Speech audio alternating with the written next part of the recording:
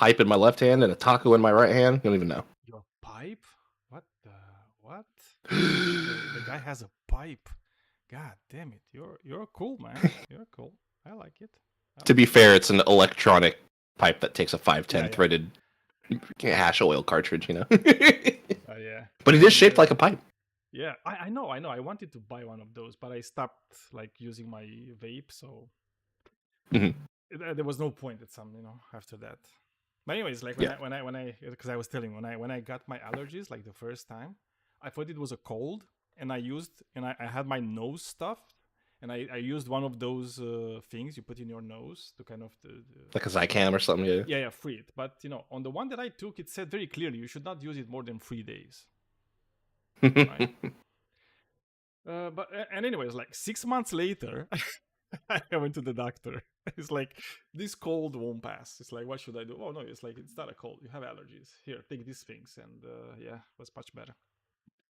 Oh, what, you got some histamines? Yeah. So I literally thought for like 6 months that I just have a cold that is not ending. For some Oh, reason. that's brutal. Yeah. Just drippy nose for 6 months. But anyway, welcome everybody. The streaming has started. We started the event. Let's see how many people actually want to take this thing on when it comes to billionaires. What do you think about billionaires, Christian? How much do you love billionaires? I like them about as much as Jesus liked them, which I understand was not very much at all. That much? In fact, it Well, could be argued that they're evil, right? And maybe yeah, they're not going to some heaven people too. would say that, and by some people, I even mean myself. Right now, and we show. So yeah, I think it's Yeah. pretty safe to say. And like one of the reasons, actually, not the reason, but one of the reasons I was thinking about this particular topic is because I was reminded by this study that was made a while ago of how voting in Congress is being done in the United States, and it's like usually if it doesn't really matter what the population wants. It's like there's kind of like a 50% chance that Congress will pass a bill, right? So it doesn't matter if the bill is like 20% of the people want it or like 80% of the people want it. So it doesn't really correlate with like the will of the people, which is kind of what democracy should be. But then it's like if you look at like the top 10% of like like the wealthiest people, it actually correlates like really high with those 10%, right? So it kind of makes you feel, wait a second, are politicians actually just enacting laws according to what the ultra rich want? And the answer is kind of like, yeah, that's precisely what they're doing, because if you're looking at like the amount of money that these people put into politics, put into elections, and like politics in general, not just elections, yeah, you're gonna understand this, like why politicians feel that they have to do what they want, and it's a quid pro quo some of the time.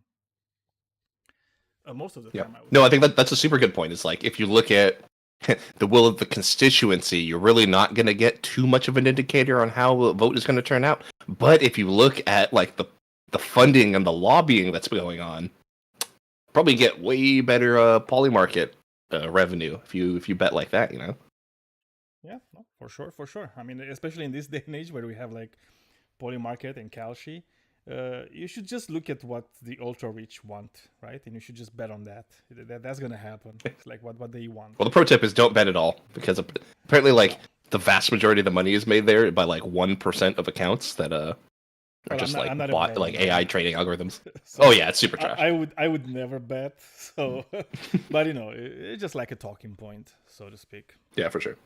But anyway, is But there yeah, no, anybody like here that okay. doesn't agree with us? Is there anybody here that has like I don't know, maybe like a Yeah, different I mean, perspective? let's be honest, like managing billions of dollars is exhausting, right? You have to like deal with capital gains tax and a complex estate planning and the sheer anxiety of choosing which island to buy. But like I think that honestly they're bravely like hoarding vast majority of the world's resources, and I think a lot of billionaires are like graciously kind of shielding the rest of us from the horrors of all that shitty financial management. You know, like we get to enjoy kind of the more simple, carefree life of living paycheck to paycheck, and they have to carry kind of the heavy burden of infinite capital. So I don't see like why we're attacking them.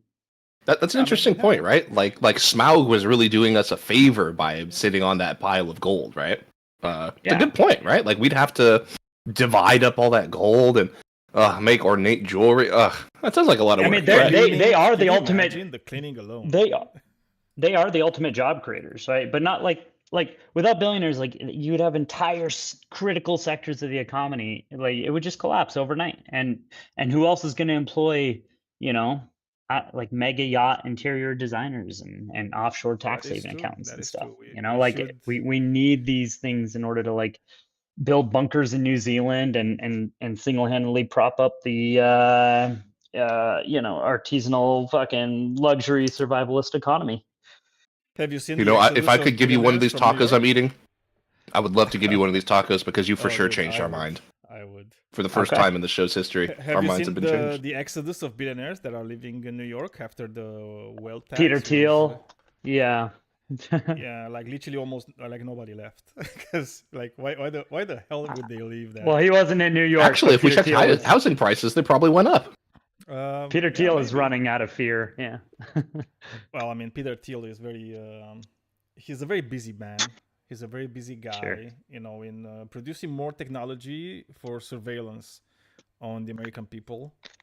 So you know, you need to like you cut him some slack. I think. I don't know. You're being so mean unnecessarily towards him. You're right. You're right. He's a job creator Go, after all. Yeah. all hail Palantir. All hail Palantir. I don't really understand like how people aren't like more up in arms about Palantir and like a lot of these billionaire like companies that just want to Well, control everybody's lives. It's so That's an weird. it's just interesting because it's part conversation of of their why tribe. people aren't up in arms. Yeah, I think there's a manufactured apathy with the way our kind of our current system works. Is a lot of people still feel extremely, you know, are disenfranchised, but they also feel disenfranchised, and they feel kind of powerless in the, you know, greater grasp of all these things, which is kind of what they want in a lot of ways, is just people to feel that way, because generally less voters means you know, more control over this facade of a democracy. Well, I mean, less voters just means the hardcore voters are going to vote only. Hmm. And you know those that are like in the cult, for example, in the MAGA cult, they're always going to vote, right? They're like a very Yeah. tight knit group, so yeah, they can take control of more and more and more stuff in the United States. You know, like recently, like these days, I took like a trip on YouTube, and this trip was there's like these video essays about Judge Dredd. I don't know if you guys ever read the comics. I've never read the comics of No, Judge I haven't Dredd. read the I comic. just saw the movies, like the two Yeah, yeah. movies with Judge Dredd, and just like listening to the essays, you know, which are kind of like, you know, what's the lore of Judge Dredd and so on. It's kind of like, wait a second, seems very, you know, very much like today. It's like, why is that happening? Is that okay? Do we have to have that? Can't we just fight this system? You know, where like shouldn't we like strive to get a society where like people have independence and people have like a lot more control over their own lives instead of just being engulfed in a system that just uses you as a like a cog in a machine. You're starting to sound pretty guilty. Yeah, I mean, you know, Palantir I is think we should probably just listening judge to you. this right now. They're going to, I don't know, send like a drone or something, especially in this day and age. It's yeah, have you seen their technology? It's like AI getting to decide the targets and have automatic deployment without, like in many cases, without a a person behind the screen. And so yeah, it's really ramping up with our ability to sort of Well, we don't control have populations. self-driving cars yet, but we do have self-killing machines. I don't know. Is that progress? I don't even know if it's progress or not. I mean, I Something think it so. might be. I haven't had to use a fucking pronoun for years now. It's been a while, so that's nice. Could have been that bad. Yeah. I mean, anything but pronouns, please don't do that.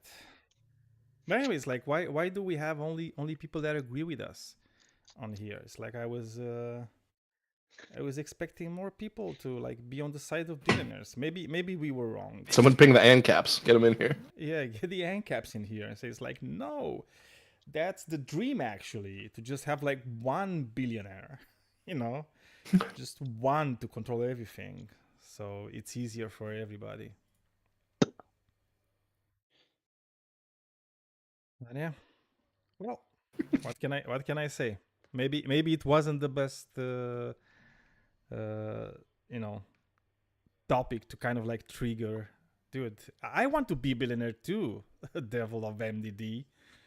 Yeah, but What if we said millionaires are the biggest threat? That might trigger people. Ooh, oh, you know maybe. what? We could get into like, I mean, like super multi-million, like I think the largest yeah, maybe this is an interesting aside because it's heavily connected to billionaires. And it's also the reason why do you guys know the number one reason by far? It's like 70% of all millionaires in the US are made through, what is it? Inheritance. Inheritance, yeah. Actually, well, sort of, but it's the primary factor driving force, by all polls and metrics is real estate. And so, because it's also the biggest financial metric or the largest financial investment that a typical family might make throughout their lives, yada yada. But yeah, basically, as far as assets and stuff, inheritance is certainly a big one. But yeah, it is real estate in one form or another. And yeah, for me, I would say that would be an interesting, it touches all of our lives. It's probably somewhat controversial in the ways of navigating forward with like how to like because most people that's their goose egg, that's their golden egg, right? Like that's their fucking massive part of their livelihood. So for that to devalue or anything starts to feel quite uncomfortable. But then at some point, there's this arbitrary line for everybody. It's like, well, these people have 12 houses. Well, these people have 14 apartment complex. Well, these people have thousands. These corporations have, yeah. So at some point, it starts to become a real fucking detriment But I mean, to that's society in some capitalism manner. for you, right? I mean, that's capitalism. It Yep. kind of it incentivizes rent-seeking behavior in people. Ownership. Yeah. Yeah, but it's like you're not really working for your money. You're just kind of like sitting back, relaxing, and just like money are just popping in, right? I mean, Yep. that's why it's like I can't trust any of these people, right? It's like if you're somebody that makes their money by the work of just other people and you're not working at all, Yep. what's the point? It's like I can't believe that Jeff Bezos is working like a billion times more than like one of his factory workers. It's impossible. Yeah. Nobody can do that. Welcome to the stock It market. really Which is. is also why I think it should be very difficult to profit much at all from a lot of rentals. Like that's why I said most millionaires and especially a good portion of billionaires make a fuck ton of their money from basically ownership of people and having to live. So in my opinion, and I know, like I said, it's probably controversial, and even in this room, it might be an interesting conversation. I think I'll make the stance that the means of profiteering and massive profiteering from owning a lot of real estate or even a little real estate is unethical. Yeah. Definitely agree. It's one of the hugest problems, and like, it's not only about making it like harder for people to own homes which is definitely a huge problem. But like, it's also that like most businesses are renting their property from someone else. So like, it's fun. You know, I'm a chef, right? So I work in food service, and it's like the restaurant industry is particularly infamous for being extremely hard to be successful in, right? Like the profit margins are super low, and there's all these things that can go wrong and everything. But like, if you just think about like how many people in your life enjoy going to restaurants, right? I think every single fucking person loves going to restaurants all the time as much as they can. And like, So Well, I mean, it's not like people don't want to go to restaurants, but it's just that like restaurants, not only do they have to cater to people who don't want to pay a lot for food, right? They want low prices, and so they have to keep the costs low. They have to also like not only do they have to make money for themselves or their employees, but also just some jackass who happens to own the building that they rent. They've never met them a single time in their life. That guy does not do any work that helps this restaurant feed people or make any money. Yet they are still just beholden to make this guy money. Otherwise, they just go out. They have to go out of business. Yeah, I mean, Yeah, that's and then why it's I just think, constantly this doing industry is the one with the biggest failure rate, right? In business, if I'm not mistaken. I know. I remember it's like I was looking at this thing like a while ago, and it's like I would have never believed that a restaurant is is one of the businesses with the biggest failure rate, like in the world. Which is like seems I would very think weird, streamer is. Well, I mean, I'm talking about a business, not just like some Yeah. people, right? Because I would put influencer there, right? Because it's like I like all the kids want to be influencers, right? But like an actual business where you have to start, you have to do like an Speak of doing investment nothing. and so on, right? Right. I mean, dude, we are on YouTube right now, okay? So I'm just saying, okay? Fair. All right. that's a good touche. Shameless plug-in. Subscribe, I don't know, whatever. It's like you guys know. Hey, that's how I knew the show was going. Oh, Nice. I saw the YouTube video pop up, and I was like, "Oh God, I'm missing it." Okay, but I would clearly draw a large distinction between educators, people, spurring good conversation from these quote unquote influencers like clavacular or like Looksmax or blah blah blah. Like to me there's a strong difference. But yeah, that's. yeah, no, I don't know. It's like I find it really weird. I don't know if you guys saw the reaction from Jeff Bezos, because that's why I even brought up like New York when it comes to this. But his reaction to the tax that Zoran Mamdani put on wealthy people, and where he was decrying that my taxes are never going to go to like a teacher in Queens. I remember Bronx. that. Yep. Yeah, it was just like a stupid thing, He's just like a billionaire crying that instead of making like $20 billion this year, he's going to make $19.9 billion only. And I don't get it. I don't understand this. Like how can you be a human being with like any conscience and just not understand that it's not a big deal. Why is Bezos even worried about it? He doesn't. He pays himself nothing so that he doesn't have to pay taxes. Well, yeah, obviously. I mean, he doesn't pay taxes to the government, so you can have better roads and good infrastructure and good healthcare and good education. Instead, it's like they're borrowing, right? So all those money, they're actually going to some other billionaires that own banks. Right, so it's just like a big scam for the working person, right? It's like the only people that are getting fucked are the working people. Yeah, why is he worried about what Zoran Mamdani is doing about taxes? And I don't understand. Well, I mean, because he did say something interesting during this interview, right? And what he said is like, oh, maybe they should just cut the taxes for the people that make less than, I don't know, $100,000 a year. And there's a reason behind it, right? Because all these people that get to have like billions, that's when they become like actual libertarians, right? Because they're saying, wait a second, now I'm on top, right? Now I would like that place where I don't really have to pay any taxes and I can just increase my monopoly. I can just buy more and more and more Because what's stopping me? If there's no government, if there's Yep. no rules in society, right, against these type of things, what is there to stop me? Right? And if we know something, we know that, the worst thing for a society, for an economy, is to just have monopolies. Right? As soon as you have monopolies, they're not going away by themselves, because they're not gonna come in and say, oh, you know what, we just decided that it's not good for everybody, and we're going to downsize and we're going to dilute our share of the economy. Nobody's doing that, right? They all want more and more and more. That's why they love Trump, because Trump is just telling them, yeah, you can do it, it's fine, as long as you're giving me my cut, right? If you're giving me my cut, yeah, you can do it, no problem. So It's always been like one of the biggest problems to me that like what's the end? Yeah, like you're saying, like what's the end goal of being a billionaire? Like, is it just money for money's sake? Like, I think a lot of it's just like fear and tribalism, where they're like, oh, I just want the people that are when I'm dead, the people related to me should have more money than other people and more power and everything. But like, they don't like have these grand projects or anything that they do, I mean, they do. Okay, so well, yeah, you're right. Some do.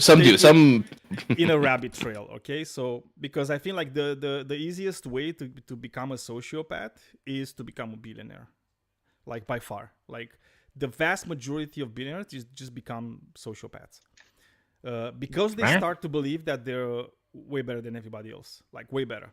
And like a lot of them, because we were mentioning Palantir earlier. They're literally anti-human.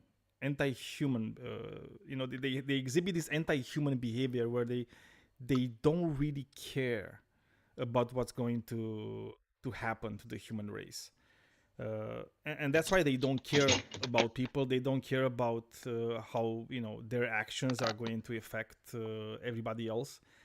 They couldn't care less about like half the population just like dying tomorrow, because they want this world where there's like a lot of especially like this newer like tech bro billionaires. They just want a world with like way fewer people, where they're the ones in charge, and that's it. I don't know if you ever read about the technate states of America, Christian, but you should. Right? No, I've never heard about that. Yeah, so this is something that was like in the 20s, I think, kind of like going around in the United States. Let me show you. Let me show you like a map, okay? And I'm going to show you a map because like these people, what they were saying. They were saying, "Oh, we should have like this greater America, so to speak, right?" And this greater America is, where we're going to just be by ourselves and we're going to be like almost self-sufficient. But in order to achieve that, we need to kind of expand, right? We need to be more than what we are right now. And they came up with like this plan where they would have to just take more and more territories, okay? And look, I'm going to put it in the side chat, so you can actually take a look at it. So that was the proposed map of the territorial acquisition, obviously by force, right? Mostly for the United States, right? And let me take you to like a nice list of names, okay, of the things that they wanted to kind of take for America. Venezuela, Colombia, Canada, Greenland, okay, Panama, Mexico, Cuba, obviously, wait a second, like half of those states, right? Do you remember when Trump was saying like, oh, we're gonna make Canada like the 51st state of the United States, right? Well, that was Project 2025. That's was it. What this kind of sounds like. Yeah. Like taking Greenland out of nowhere. It's like, where? Greenland? Like why? Like nobody understood why, right? But this is why, because these people have like these grand plans of like creating this utopia, that's this technological marvel of the world. They're just fascists, but with more technology, I assume. They wouldn't care like about the people there, right? The people are not the important stuff. What's important is having the resources, Right. necessary to get your dream online, right? So Whatever that is. yeah, whatever that is. I mean, that can change, right? So look, this is the wiki discussion about this technate states of America. That's what Yeah, I've been telling people. They want to break the United States up into techno cities. Sorry.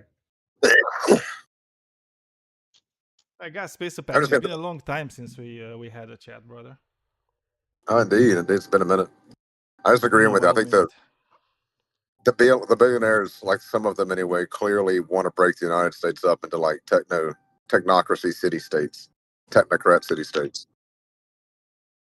I mean, because you weren't here, but I was telling them I kind of got this because I got to this rabbit hole, rabbit trail. I don't know how you call it. Like, nice journey on the lore of Judge Dredd, and it is a bit crazy how these people, these billionaires, kind of would thrive in kind of that environment where they can control like everything, where they have this police force that is just like enforcing whatever rules they want to bring on society, and Daniel they just Hume, sit in their this is castles. ridiculous. I think this is ridiculous. They would never do that. They would never set up a company called Flock, and then and it's just like, and we go deep. Well, but Daniel, it's good to see you. I was gonna say, too, Joe. It's been a minute, dude. Imagine like tonight, I'm back with you, Joe, talking. It's been a while since we talked last time. I haven't talked in a while with Space Apache either. So like tonight. Yeah, I know. I'm saying it's like a reunion, like a class reunion. Yeah. All right. Jesus, it's crazy. I do wish other people were in here in terms of, but just real quick, just to check in, or if anybody does think alternatively to this, a core function to even your title there is not only a threat, but I would even say like the core ideology of like a lot of democratic institutions and stuff for them are just too slow and bureaucratic and all of this. So a lot of them basically just argue that even capitalism and democracy are just fundamentally incompatible. So like, I mean, I wouldn't even say they want anything close to democracy. It's like it is truly pushing for corporate oligarchy and run it like a startup, right? You have a few elite founder kings essentially, and they make all the decisions without the friction of whatever public oversight or regulations or labor laws or yada yada. So I would say they view themselves as sort of just the ultimate arbiters of human progress. I don't agree. None of that is a terrible idea if they themselves weren't fucking incompetent. No, wait a second. Just a second, guys. Privacy laws first. Prime, Joe, just a second. So, Prime, do you agree with the take that billionaires are the biggest threat to democracy, or do you think it's kind of like a silly statement? I don't think that it's a silly statement. I would agree that billionaires are the threat. I would agree that billionaires are a threat, probably not the biggest, maybe. Well, top 2, top 3. I mean, obviously, it's like when I say the biggest, there might be like some others too, but I feel like billionaires are, they're definitely up there. Sorry for interrupting you, Joe. No, it's okay. Foz brought up an interesting one in the side chat too, where he says, "Well, that global, climate change might be the biggest threat to democracy." But you know, I feel like there's a certain group that benefits most from climate change. Yeah, exactly. I was going to say global warming might be or climate change is, but that's tertiary to the billionaires in many, many respects. So yeah, that's Well, I mean, let's be very honest. I think billionaires are the ones that are kind of exacerbating the effects of climate change because they don't care about profiteering from it. A lot of them. First of all, they're kind of like being the doorstop in front of like any meaningful change that could reduce climate change and its effects. And or as you said, it's like a lot of them are just like profiting from it, right? Because it's easy. And I would like to point out something I was going to go back to earlier. I'm not inherently opposed to authoritarian systems. I'm not. The problem, especially with the billionaires' plans, is that if you show me a competent authoritarian leader, and I can think it's the people, I'd be like, hell yeah, let's put that guy in charge, right? But the issue is, like, these billionaires, and I've met a few of them, and it's not just me saying it, it's multiple psychotherapists and analysts that have looked at them. They're not stable people, nor are they competent. They are lulled into a sense of competency because they are wealthy enough to pay people to do whatever they need done. Those people then take care of them in order to keep the money, the piggy bank rolling, but they themselves are overwhelmingly incompetent because they do nothing for themselves at a real level.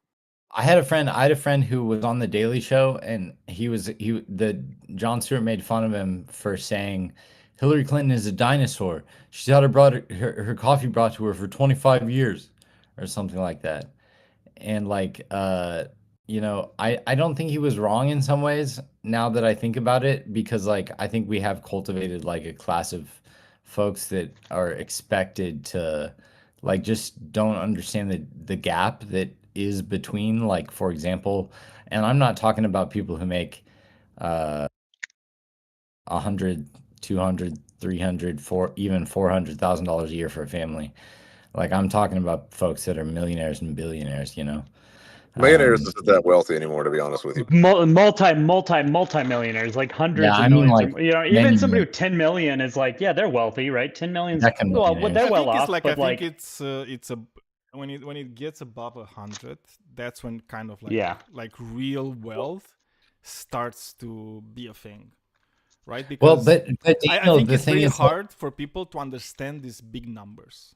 Like there's a huge difference between 100 millions and 10 millions. It doesn't sound like it.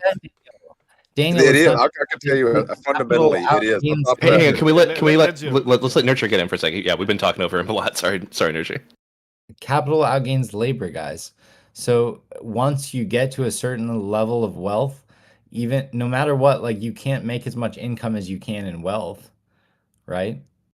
At the high levels of executive positions and various, you see what I mean? It's like, not really. For as long as Piketty was correct in his book, Le Capital au XXIe siècle, the capital in the 21st century, it's like, as long as labor is outstripped on a 2-to-1 or 3-to-1 even margin by capital, then people who do labor primarily will be screwed relative to the folks with capital. Outstripped in what context? What do you mean by outstripped in what context? Relative gains per unit, per regular unit. I think I understand what you're saying. Okay, and what kind of means per unit? I missed it. Maybe I was the only guy who missed it. Okay, here we go. Let's go. I can understand what you said right before. What type of means? Gotcha. In French, here we go. Okay, well, I'm just asking for that one word that I can understand it. That's all I need. I didn't. Which one? Somebody else help me. The one right before means what type of means? I don't know what I said. I'm sorry. You said something about units of labor versus capital, and you said something per means? Individual unit, per like mean unit, basically. Okay, what is that? I'm still asking, like, what is that? Like capital, like if in terms of like monetary value, capital outstrips what you can produce with labor by orders of magnitude, hundreds if not thousands. All right, now in terms hundreds and thousands. What are you talking about here? Not hundreds and thousands. That's not what the macroeconomic research shows. I'm not certain what you're talking about. I want to know what you're talking about. Is my point. I don't know. I don't think a lot of people understood what you were talking about. So I'm just trying to get you to explain it. Yeah, of course. So the point is, like capital is outstripping labor if you have a unit of it in a given context, it's going to outstrip it per year. That's very vague. But let me explain it with an example. If I had a business and also some private property, or I had a job and then a business on the side, that's more realistic. Yeah, let's do realistic thought experiments because that's what I'm about. If I had a job and a business on the side, and this business on the side was gaining, say, I don't know, what's realistic for a side business? $20,000 a year, and I was gaining $60,000 a year. But my father had given me an inheritance of like 6 million shares of X, Y, or Z. The given shares in that space, the given outstripping, if you will, of capital by or of labor by capital happens at the level of like per dollar taken out of one marginally to allocate to the other, it has those gains over time. So like if I for 4 years put all of my labor into if I work Okay, I see. You're talking about the potential, the potential value of labor versus the potential value of monetary vehicles, basically. Yes, and also just well, I guess monetary vehicles is a weird way to say capital, Well, that's but what they generally refer to it, and like so, capital just doesn't move by itself. It has to have a vehicle, right? This is what generally they refer to in the finance industry. They refer to it as a monetary vehicle. This can be stocks, bonds. They can be exchange traded funds. They can be cryptocurrency, stable coins, mortgages, like all types. Those are the vehicles of capital movement. The property loans, so forth, right? It has to have a vehicle by which to move. That's what I'm talking about. So you're talking about the movement of financial vehicles versus like the value, the per unit value of labor. yeah, per unit value of labor versus per unit value of capital. And then if you take up your work time totaled up, right? Like your amount of time allocated to each thing, and you allocated 5 years towards 2 jobs and then took all that money and put it into a like savings account, it wouldn't result in that much. But if you invested, it would have so much of a better return that you wouldn't need to work again after like 27 years, which is kind of the principle of the retirement account idea. So can we tie this back to the prompt too? Right? Like how because to be honest, I have not been following this, right? But so but how does this Yeah, billionaires are the biggest threat to democracy because of tax policy enabling capital to be more valuable than labor. Capital will always be more valuable than labor. The tax policy doesn't create that. That's the thing. It's not because I think doesn't. Okay, so what I think it's, I don't know if this is what you're saying, but yeah, just let me know if that's the thing. I was looking at like American tax policy throughout the decades, and if you remember like the New Deal and FDR and the top marginal tax rates of like the 50s and 60s, which are by far like the moment in time where like the middle class and like the working people had like the best time, right, in American history. Yeah. And the top marginal tax rate was at its peak was somewhere like 95-96%, which which is crazy, right? If you think about it, especially, do you know what the top marginal tax rate is today? It was 1947, correct, Daniel? Yeah. So it was like, again, like 95-96%. That's what it was like at its max. Do you know what it is today? So it went from 95 to 37%. Thank you. Right? Thank you. Which is insanely low. We know our right? policy. It's insanely low. Especially keeping in mind that there's a lot of capital that is not taxed because like unrealized gains and so on, right? Which is kind of like because they found ways to kind of hide like their money. And which is where if we pass tax reform, we could probably get something. The effective tax rate for modern American billionaires is somewhere between 0 and 3%. That's the real tax rate, like real taxes. Yeah, but it's like I'm looking at the top marginal tax rate because it kind of tells a story about how people with a lot of money they always resented the fact that they have to give back to the communities that made them super wealthy. And they resented all the people that worked their asses off to make them super wealthy, because they become sociopaths, right? As I said earlier, is the easiest way to become a sociopath is to become wealthy. And what they did, they said, how do we get like lower taxes? Well, we kind of have to work on the politicians. And they slowly started getting politicians in their back pockets, and slowly and steadily, regardless of Democrats or Republicans, it didn't really matter as much who was in power, although vast majority of the cases it was the Republicans. They just enacted more and more tax cuts. I mean, just keep this in mind. Like Donald Trump, by himself, he's responsible for 30% of the U.S. National debt. 30%. One guy. It's 30% national debt, which it's an insane number. It's literally an insane number, right? And the same people will tell you that they're fiscally responsible. And I think one of the main issues, at least 30 to 35% of the people in the United States, they're going to believe them, despite reality, despite facts. They're not going to care about those. I don't think wealth makes you a sociopath. It's the fact that sociopathic people tend to become more wealthy. I can tell you when I've gained financial success recently, relatively well, and the reason I did that. I'm not talking about. And so the issue. Hold on, let me make the point. Let me finish. Let me finish the point. The reason, because I don't want you to get the wrong impression and respond to something else, right? So when I said no, I was specifically just talking about. Let me finish my point, and then you can. If I said something, so sociopathic people tend to become more wealthy, and a lot of this comes because part of the reason I've gained wealth is because I'm willing to do things that other people probably aren't willing. In order to achieve that, it becomes a management issue,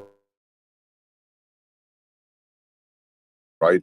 And I'm one of those people who maybe isn't the best, but I've got to survive, right? And one day, hopefully, I can change all of this. So I'm working toward it. But a lot of wealthy people, not everybody has self-awareness. Not everybody has self-actualization, right? They're just more willing to do what other people aren't willing to do. And I think that's generation one, right? Generation one, you have a lot of talent, you have a lot of skill, you have somebody who's more sociopathic, and they become wealthy as a result, right? But then their children are taught something very specific. They're taught that they're better because of their status and wealth and what they've been born into, instead of being taught that you become better through a meritocratic system. And I think that's where you end up with it. But I don't think it creates sociopaths. I think it is because the people that achieve that tend to be more sociopathic. Does that make sense? Otherwise, I'd agree with you. Again, it's like I can somewhat agree with the take that maybe sociopaths and psychopaths are maybe in a capitalist society, they're going to be better suited at making like more money, because the capitalist system kind of rewards people that don't really have morals. It's easier to make money if you don't care about other people. That is true. What I'm saying is that imagine you're somebody that's not a sociopath, it's not a psychopath, right? If you're not a sociopath, if you're not a psychopath, then becoming wealthy is like passing like the $100 million check mark. It does make you more sociopathic, right? And yeah, fair enough. It's like I even have like a study case of sorts. If you look at Joe Rogan, right? Like I remember back in the day, like long freaking time ago, when I was watching Joe Rogan, where he was talking about, how he grew up like poor, and the fact that there were like social safety nets was like really helpful for him, to get food, and it's like he was all for this social measures, right? Like social safety nets. And as soon as he started to become like a lot wealthier, and especially after he had the deal with like Spotify, where his net worth like passed like a Started to 200 advocate million. against it. Yeah. Yeah, he just started to say, yeah, fuck the safety nets. Like, really? It's like, how does that work? It's like, how does I can tell you how that works. So I can tell you absolutely how that works. So when you start gaining money, the first thing that hits in your head, like once you start seeing those numbers go up in your bank account, right? The first 10,000 is the hardest. If you're coming from abject poverty, the first 10K is the hardest. You've never had 10,000. Well, you never had a stable 10K in your hands before, on top of like property value and yada yada, right? That's liquid 10K, not even include like property value, right? And you begin to think like, hey, I worked really hard for this 10,000. I did this, I did that, I suffered, I did, which is usually true, especially first generation wealth. Like you start thinking like, hey, I suffered for this, I fought for this, right? Why should I give it up? They didn't do it, they didn't make it. Why should I give this up? And there is some validity to that. Don't get me wrong, because especially if you come out of a system like America that prioritizes really, really aggressive dog eat dog mentality, you probably did fight for it. I have no doubt that Joe Rogan fought tooth and nail to get to where he was, right? Probably not physically like me, but like mentally and in the social realm. And you begin to think, why should I give this up? I'm better because I survived. I survived the gauntlet. I'm more involved than them. I was smarter than them. I was better than them. I was faster than them. Therefore, I'm the one standing here with this. At the end of the day, they don't. Why should I give this up? I worked so hard for this, right? And then you start calculating, because if you're at that level, you're probably calculating your money. You're probably better at managing money, and you realize how much you're giving up in taxes. You realize like what that money could do for you, compounding interest or investments. Think of what they're taking all my fucking money. Like, what could I do? What could I do with this? All, right? And then what? Yeah, and then it spirals. So I went through this a few years ago, and I had a big windfall, and digits started going up, right? And I started managing everything really, really well. And I started thinking like, I was like, why? I got here. My friends are dead. Everybody's dead. I got here though. They didn't. And I had to sit back and check myself. I had to be like, hey, you remember how just a few months ago you're telling those guys on Discord it's a matter of luck, and then you're here. It is a matter. And I had to sit there and I think about like, remember that time you got shot at? You could have just caught a bullet. That'd have been it. There would be no kids. They wouldn't have a future, right? You could have. What about that time you once went to prison?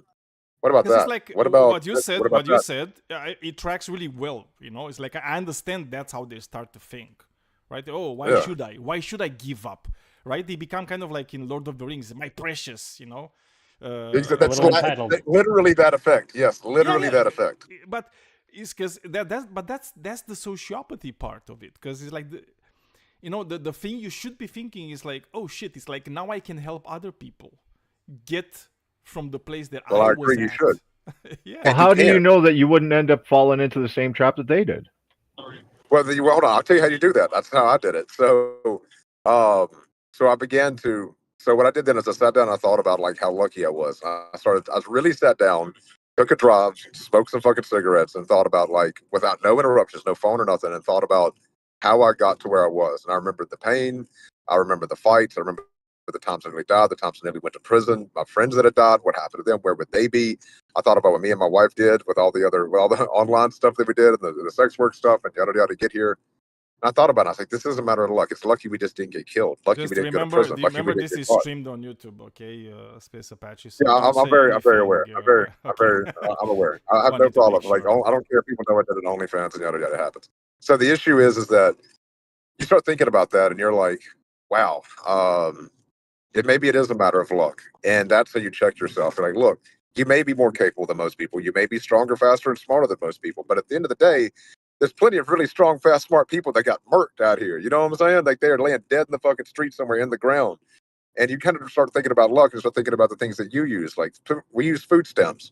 We use Medicaid, Medicare for our children, right? Like I cut financial corners at every point I can. Like my kids, if they could still be on Medicare, they would be. I want to fucking pay that shit. You know what I'm saying? And so you start thinking about all these things that helped you get out of it. And then you sit down and you realize, hey, this is the problem. This is what happens to people. This is how they become capitalists. This is why they become capitalists. So why not fight back against that? And so what I did then is I started actively giving away to people. What I could afford, I gave away. And eventually I had to actually put a stop on that because I started giving away too much money. And I had to like actually ratchet my giving away back. But I think that's how you do it. I don't even think it should be like on the person, right? So the reason I'm advocating for taxes is because I think we should kind of like Well, I agree make with society in such a way that your taxes are paying for those people to be able to get back from like whatever bad place they're at, because sometimes it just happens, man. Sometimes it just happens. You might just I get agree. like really bad fucking luck, and you just might not be able to get from like a dark place, like a shitty place, without help from somebody else. And So if the right we should issues, make a society where that somebody else is always there. Is always like there's that hand, that is kind of like Agreed. helping you, like lift yourself. I was just answering his wherever you are. question. I was just answering his question when he asked, "How do you know you would not end up like those people?" Because I've already been there and passed through that. Like it's something you can defeat. You've been a billionaire? Like, look, this mindset that I've got now isn't going to change. Okay, I'm way wealthier than I'm sure that those people probably said the same thing. Dude, like I don't think I am, and I've already passed with that phase. I've dealt with that quote unquote temptation. If you I don't think you've passed the phase of being a billionaire, Space. No, but I don't think it's going to change it. Yeah. I passed the limit of having way more wealth than I ever dreamed I was going to have as a kid, and I passed through that. So I don't think it's going to change as I get older. Now that I have this mindset, it's pretty locked in at this point. I don't know, man. People adapt to their environments. I have You say that these rich people are all bad people. Well, something happened. Something's doing it, right? I've already adapted to my environment and succeeded, so I'm fine. Yeah, let's not be too. No, it's like, the thing is, like, you don't know, how other people are doing their stuff. Like, you don't know how you would necessarily react into certain situations. It's like, I can very well say everything that I'm saying right now, and people become sociopaths when they get. And I could even say, oh, I would never become that. I don't know. It's like, but I'm not saying I don't know. Yeah, I don't know. It's like how those pressures are going to affect me, because I think there is a there's like a mental effect on you once you become like extremely wealthy, and I don't know. I think you need to be like extremely strong mentally. It's like, and I trust myself, but I'm allowing that small doubt and say, it's like, dude, like I don't know. You should always allow the doubt. I agree, but I'm just saying I just don't think it's likely. I've already passed through that. I don't think it's likely, but of course you always have that doubt. You don't want to become that, so you should guard against it. I don't want to become X, right? But I think if you have somebody, because I know wealthy people that have also been through this phase, right? I had a friend of mine who's also a socialist lately, whose father's business ended up blowing up. He inherited a significant amount of money, right? And me and him have talked about this. Like that same mentality hit him. Right, that why should I give this up? I labored. I was a gardener for so many years. I was he did really hard labor, and he's like, why should I give this up? And then he thought about it. He's like, man, I don't want to be like these guys that have been fighting against my entire life. And like, he doesn't skip out on his shit. He has more than enough to take care of his family. It's something that you can negate with awareness. For sure. I think you just need to be either have somebody that kind of like keeps you grounded, or to have like some other ways to keep yourself grounded. Because if you don't manage to keep yourself grounded, then things can get like really, really, really weird, right? And you just might become like the villain you are fighting, so to speak. Absolutely. Yeah, we probably shouldn't say then that all rich people are just sociopaths and stuff, because if you say that it's possible for you to not do it, then I don't see why it's impossible for other people. What I was saying was not that all wealthy people are sociopaths. That's not. That wasn't my claim. My claim was that that's one of the fastest way to become a sociopath. And I absolutely agree with him, by the way. And I agree with the fact that there's there are billionaires who are not sociopaths.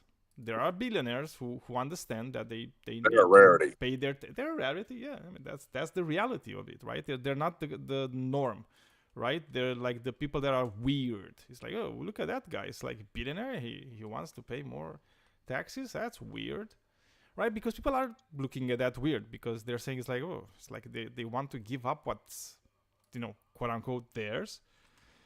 Yeah. Well, then it's not the money. There's something else that's a factor then. It is the fucking money. I'm telling you, I've been through this. It's the fucking money. If it's the money that's the factor, then every rich person will be like this. Well, most of them are. Like the vast majority are. And I would also like to point out, let me give you an analogy. I'm sorry. I'm just irritated at this line of thought. He's basically they're not really bad guys. Yeah, but look, that's not what I'm saying. What I'm saying, it is the money. It's kind of like imagine it's like you have like a disease, right? It's like not everybody, right, is going to get the disease, right? It's like COVID, right? Like some people they're going to get the virus and nothing's going to happen to them, right? Like their body will have the antibodies that are going to fight the disease like really well. They're going to be fine. But okay, well, what is it that some people that are rich do it and some people that are rich don't? What is that factor? It's very. I want to point out. I think it would come down to self-discipline. So there are only a few billionaires that have ever like actively turned around and helped the community with their money. One of them is actively giving away all of his billions. Right, that's his goal, and he's done a really good job of it. But these guys are very, very rare, and I think that the issue is that humanity operates off of the lowest common denominator. Greed is something that is in almost every human, and it takes. I agree with Daniel's disease analysis. Greed is like a disease. It's like holding the one ring, right? Like once you have it, it's very hard to let go, and you have to have discipline and self-awareness. And the problem on top of that is even if the first and this is usually, by the way, the billionaires who are like this are usually like first generation, right?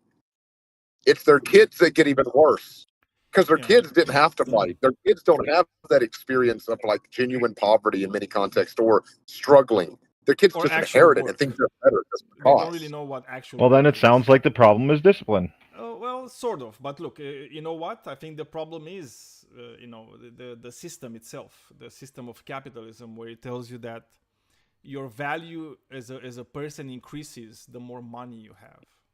And as long as society is going to value more the people that have more money, then that's going to happen, right? Because intrinsically, it's like you're going to think, oh, I have more money. I was able to make more money. I'm like really good at making this more money. So therefore, I'm really valuable because look, everybody around me, right, values me even more right now.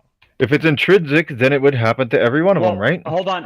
Can I add something? Maybe this will help because like I'd say like you have to look at how they got their money, because there's a massive difference between like a successful doctor who saves like $10 million over a career and a tech titan, right, who amasses like a bunch of money. Because like if you're going to reach $100 million or $1 billion mark, you usually have to make a lot of like ruthless decisions, right? You have to crush competitors, you have to exploit, you're doing stuff with like a lot of labor loopholes and certain things, and doing stuff to like boost your stock prices, and their priority is a lot of like infinite growth over the human well-being, right? So I like sociopathy. I'm not going to say that that's like always a side effect of wealth, right? I just say that it's like it's kind of a competitive advantage for. Yeah. You didn't say that either, right? I thought you said it was intrinsic. No, I think that's a good analysis. I think that's really good. I'm just saying it's a competitive advantage for acquiring it because like you have a system that disproportionately rewards people who lack empathy, and if that like when we elevate them to like the billionaire class with that way, you're basically looking at like a kind of a filtered group of winners in a game that basically rewards ruthlessness. And so you have this like functional system, and it doesn't matter, whatever it is, you have to have stability that sort of requires some sort of like negative feedback loop, right? And so for us, we have empathy, and that's we maintain that. We have like a lot of consequences and friction, and certain other countries actually maintain that better than America because also, they actually there's import like another consequences thing that I think a lot better. It's relevant, right? The more money you have, the circle of people around you just gets lower and lower. That too. And that also it's also and those people, right? Those people are always also going to be more and more rich, right? Like the amount of wealth that people around you have, as soon as you get more and more wealth, they're going to be more and more wealthy too. Yep. And so I can tell you some of the tricks. Yeah, absolutely. I want to back that up. What you're saying too. Yeah, no, go ahead. Yeah. I was gonna say, one of the big tricks of becoming wealthy is to hang out with other people who have money. Because if you want to become something, you hang out with people who are what you want to become. Okay. If you want to become a gang member, you start hanging out with gang members. Okay. If you want to be a police officer, you tend to start hanging out with police officers. You want to be a soldier, you tend to start looking up stuff. If you want to become a police officer, you also hang with gang members. What? Fair enough. That's a good one. You want to be wealthy, you start hanging out and talking to people who are wealthy, right? And usually, like, people who want to attain wealth usually do so because they are even if they're not a sociopath, they usually have antisocial personality disorder traits. This is pretty common. They might just have the traits. That's where I'm at. I have the traits, right? And so as a result, if you want to become this, you start hanging out with people who have money, know how to manage money, because when you hang out with them, not only do you learn, but you also get more opportunities. They may give you tips. They may give you, if you're really good friends with them, they may give you bonuses, right, of some type, one type or another. And if you're this type of person, you're also probably a hyper-competitive individual, right? If you're a hyper-competitive individual, you're hanging out with people who have more than you, guess what happens? You want to be just like them. You want to have just as much as they do. And these people are usually fucking assholes. So they're like, oh, you only have so-and-so? Well, I have a house in the Caymans, right? And then that just accelerates you to fight even harder. And the entire system literally rewards the activity of the mentality of this hyper-competitive, antisocial mentality. And look, it's like, it is like it. I like the One Ring analogy. That's literally what it is. Once you have it, you don't want to give it up, and you're going to fight tooth and nail to keep it. And you're going to hang out with those people who keep you fighting even harder. That's just what happens. Yeah, no, I agree. I agree. So I think that's why we have to fight to keep like society cleaner, right? It's like just keep people in check, just understand that this is the case and make laws in such a way that it's impossible for anybody to accrue $1 billion. I mean, I would go lower than $1 billion, to be honest. I think $1 billion it's already like a bit too much. But I think it can be done. And also treat corporations as human beings when it comes to penalizing them, not just. Well, yeah, I think that's the biggest thing. That's the biggest thing. I think there's some problems that come from that, isn't there? No, corporations. And I'm not saying to do it. Diffuse responsibility. Yeah. They literally exist to diffuse responsibility. That's what you want to get rid of. Yeah, well, I mean, a lot of these corporations. I understand the problem, right? Yeah. Like LLCs, like they're literally limited liability companies, right? That's what they literally mean. But I think they have too much, so quote unquote, freedom, on what to do and not get really punished. Because, like, for example, if you have a company, right? If you have this big company that produces a chemical that's literally poisoning the water of people, like, should you? Like Monticello's doing with the FDA right now. With the head of Monticello was emailing the head of the FDA right now to make Roundup a non-carcinogen so that it can weaken the lawsuits against Monticello, Monsanto. Yeah, Monsanto. I think that's a good idea. Yeah. I think that's true. Because this is the problem, right? Like the problem is that it's not like the company poisoned the water. Right? It's like, because the company is not somebody that can poison water. It's people that did it. Right? So I don't think it's fair or okay to just enact like a monetary penalty. I think there should be people in jail. I think there should have been people in jail in the tobacco companies. Because they had internal studies that showed that, their product was causing lung cancer. So some of those people should have been in jail. and some of the politicians that allowed that shit should be in jail with them. Yes, and it's not a fine. It's the cost of doing business. There's that isn't how much you profit overall in the long run is far even superior. Crazier than that. You know how it gets even crazier than that? Because those people, it's like these companies usually have like they have insurances Lobbyists? for things like this. No, they even have insurances for things like this. So they literally create like another industry that just benefits from the misery of other people. Welcome to the stock market. Capitalize on human problems. Exactly. It's just how can you monetize poverty? Well, that's how. You just monetize the suffering of other people. Grocery stores monetize poverty by, again, I've said this a couple times, where grocery stores like Kroger and Walmart, where instead of hiring one full-time person for 40 hours and PTO and all that, they hire 2 part-time people, and they rely on the local government for temporary assistance for needy families, for food stamps, that's federal. That's SNAP. It's supplemental nutritional assistance program. And then Title IX, of course. So grocery stores double dip in that, specifically Walmart, Dollar General, Dollar Tree. They intentionally hire people, and then they have the government. That is their profit strategy, is have the government pay for a living, pay the expenses of their employees. Oh yeah, it's a huge problem in Canada right now. We got fucking illegal temporary foreign workers that are being paid subsidies. Yeah. When it comes to money, I would like to point out, like when it comes to corporations, the corporations basically function. Yes, you can publicly trade them, yada yada. I have no problem with stocks. I think stock market is a really important function of society. I'm a market socialist. I think it's garbage. I think it absolutely adds nothing to society. It's just rich people getting rich. It's just like a big casino for ultra rich people. So I think it offers a lot of value to society. That being said, it offers ways to fund companies. It's basically an effective crowdfunding if you want it to be. It's pretty wildly effective. And it's something that allows crowdfund without the stock market. So that being said, look, I'm a market socialist in the day. I don't have any problem with markets and the stock market included. However, anything once over prioritized can become a severe problem. And what corporations effectively do is it doesn't just allow them to be publicly traded, it diffuses responsibility within the corporation. Okay, so first off, CEOs are effectively fall guys. If you don't believe me, go look through history of almost all the corporate lawsuits and criminal investigations that happened.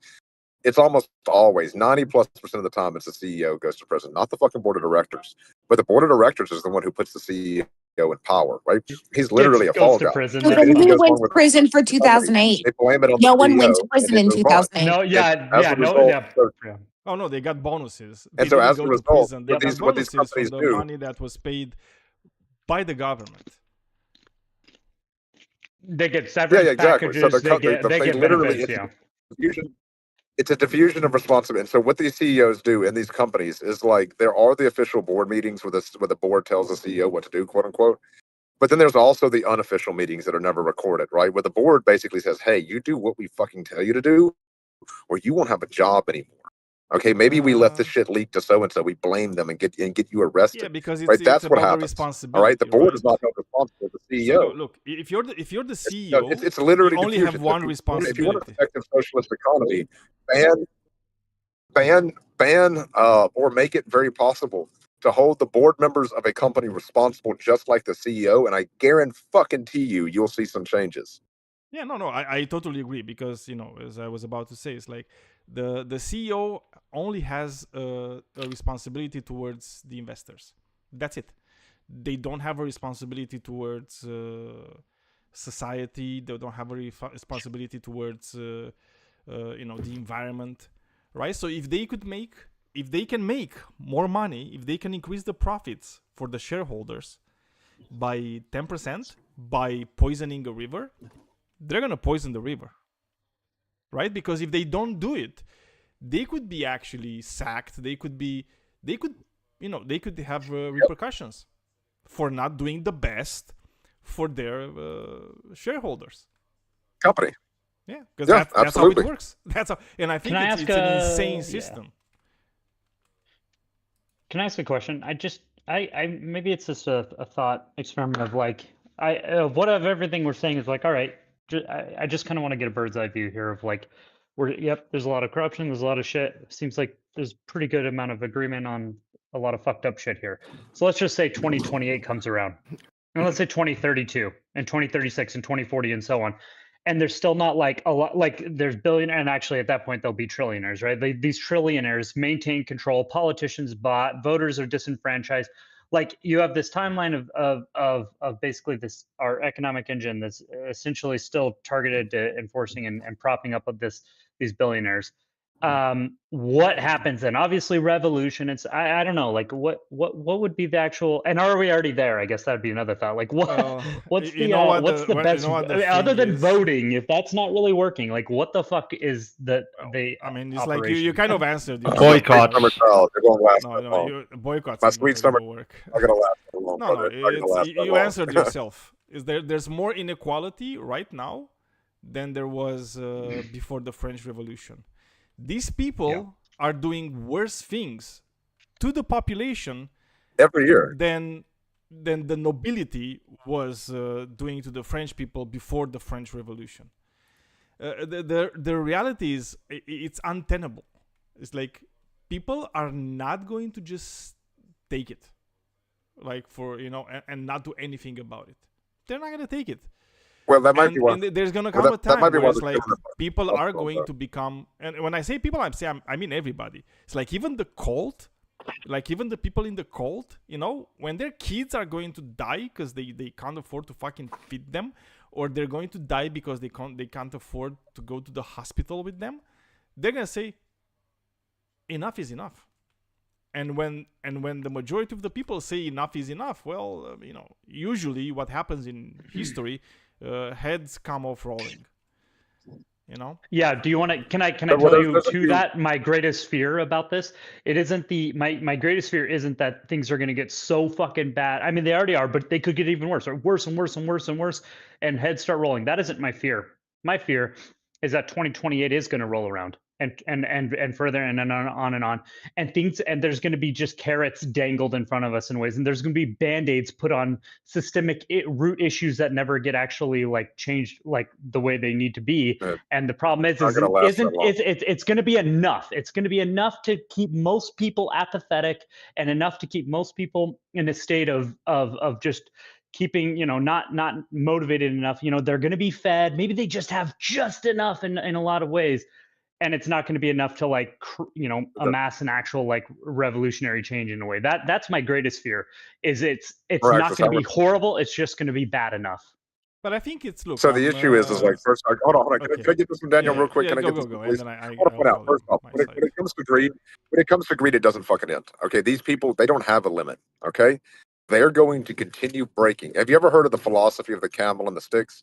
The man who just keeps putting sticks in the camel. He's like, oh, if the camel can hold that bundle of sticks, he can hold this bundle of sticks. If he can hold that stick, he can hold this stick until the camel's back breaks, right? That's the way these people are. They will not stop. Greed doesn't have a bottom. These people will not stop. And it's not going to last that long, man. Like, we're already in a position where 60% of Americans are unable to afford a $1,000 emergency. We're in a position where 70+% of our population lives paycheck to paycheck. We're in a position where food prices are already going up. They're going to skyrocket by September because of the Iran war conflict. I'm really worried about it coming apart then.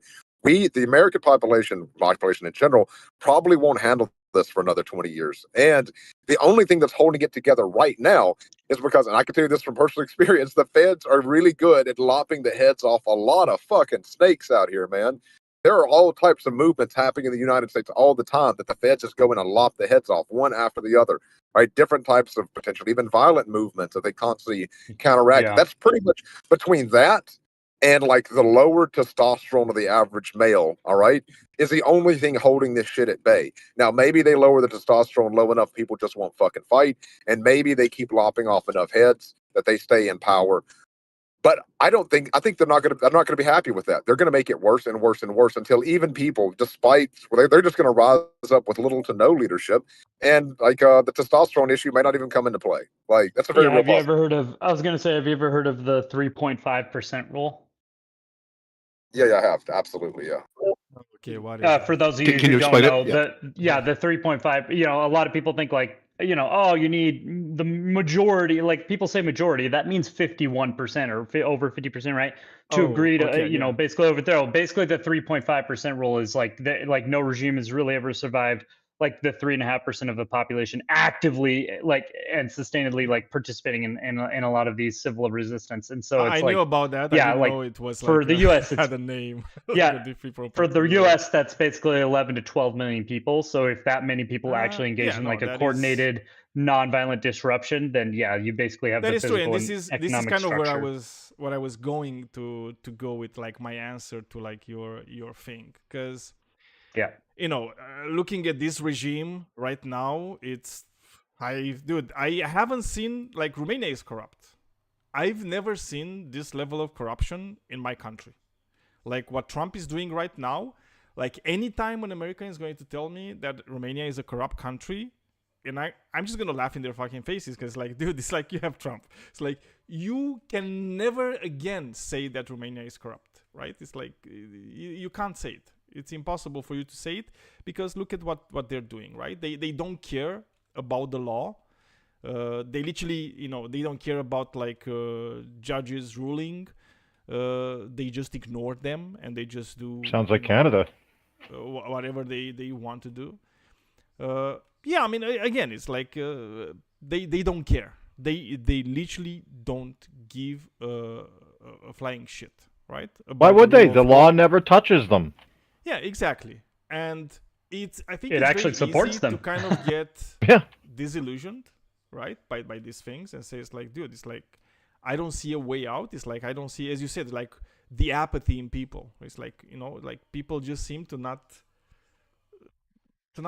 do something about it. But the reality is, and by the way, I think that's like really true about the Republican Party, right? I mean, the Republican Party like literally punished Thomas Massey for having the audacity to want to expose the pedophiles in the Epstein files, right? And that's the reason they did that is because the pedophile in charge told them to. No, they want to punish journalists because of Nick Shirley. Yeah. I mean, again, it's like it's crazy, right? It's like an insane thing, right? So the Republican Party and like the MAGA cult is just they're not going to change. But on the other hand, I think like if you look at the Democrat Party, which by the way is just also filled with like these centrists that think they are like so enlightened and it's like, oh my God, we sit on top of Mount Olympus and just watch mortals like passing by and that shit.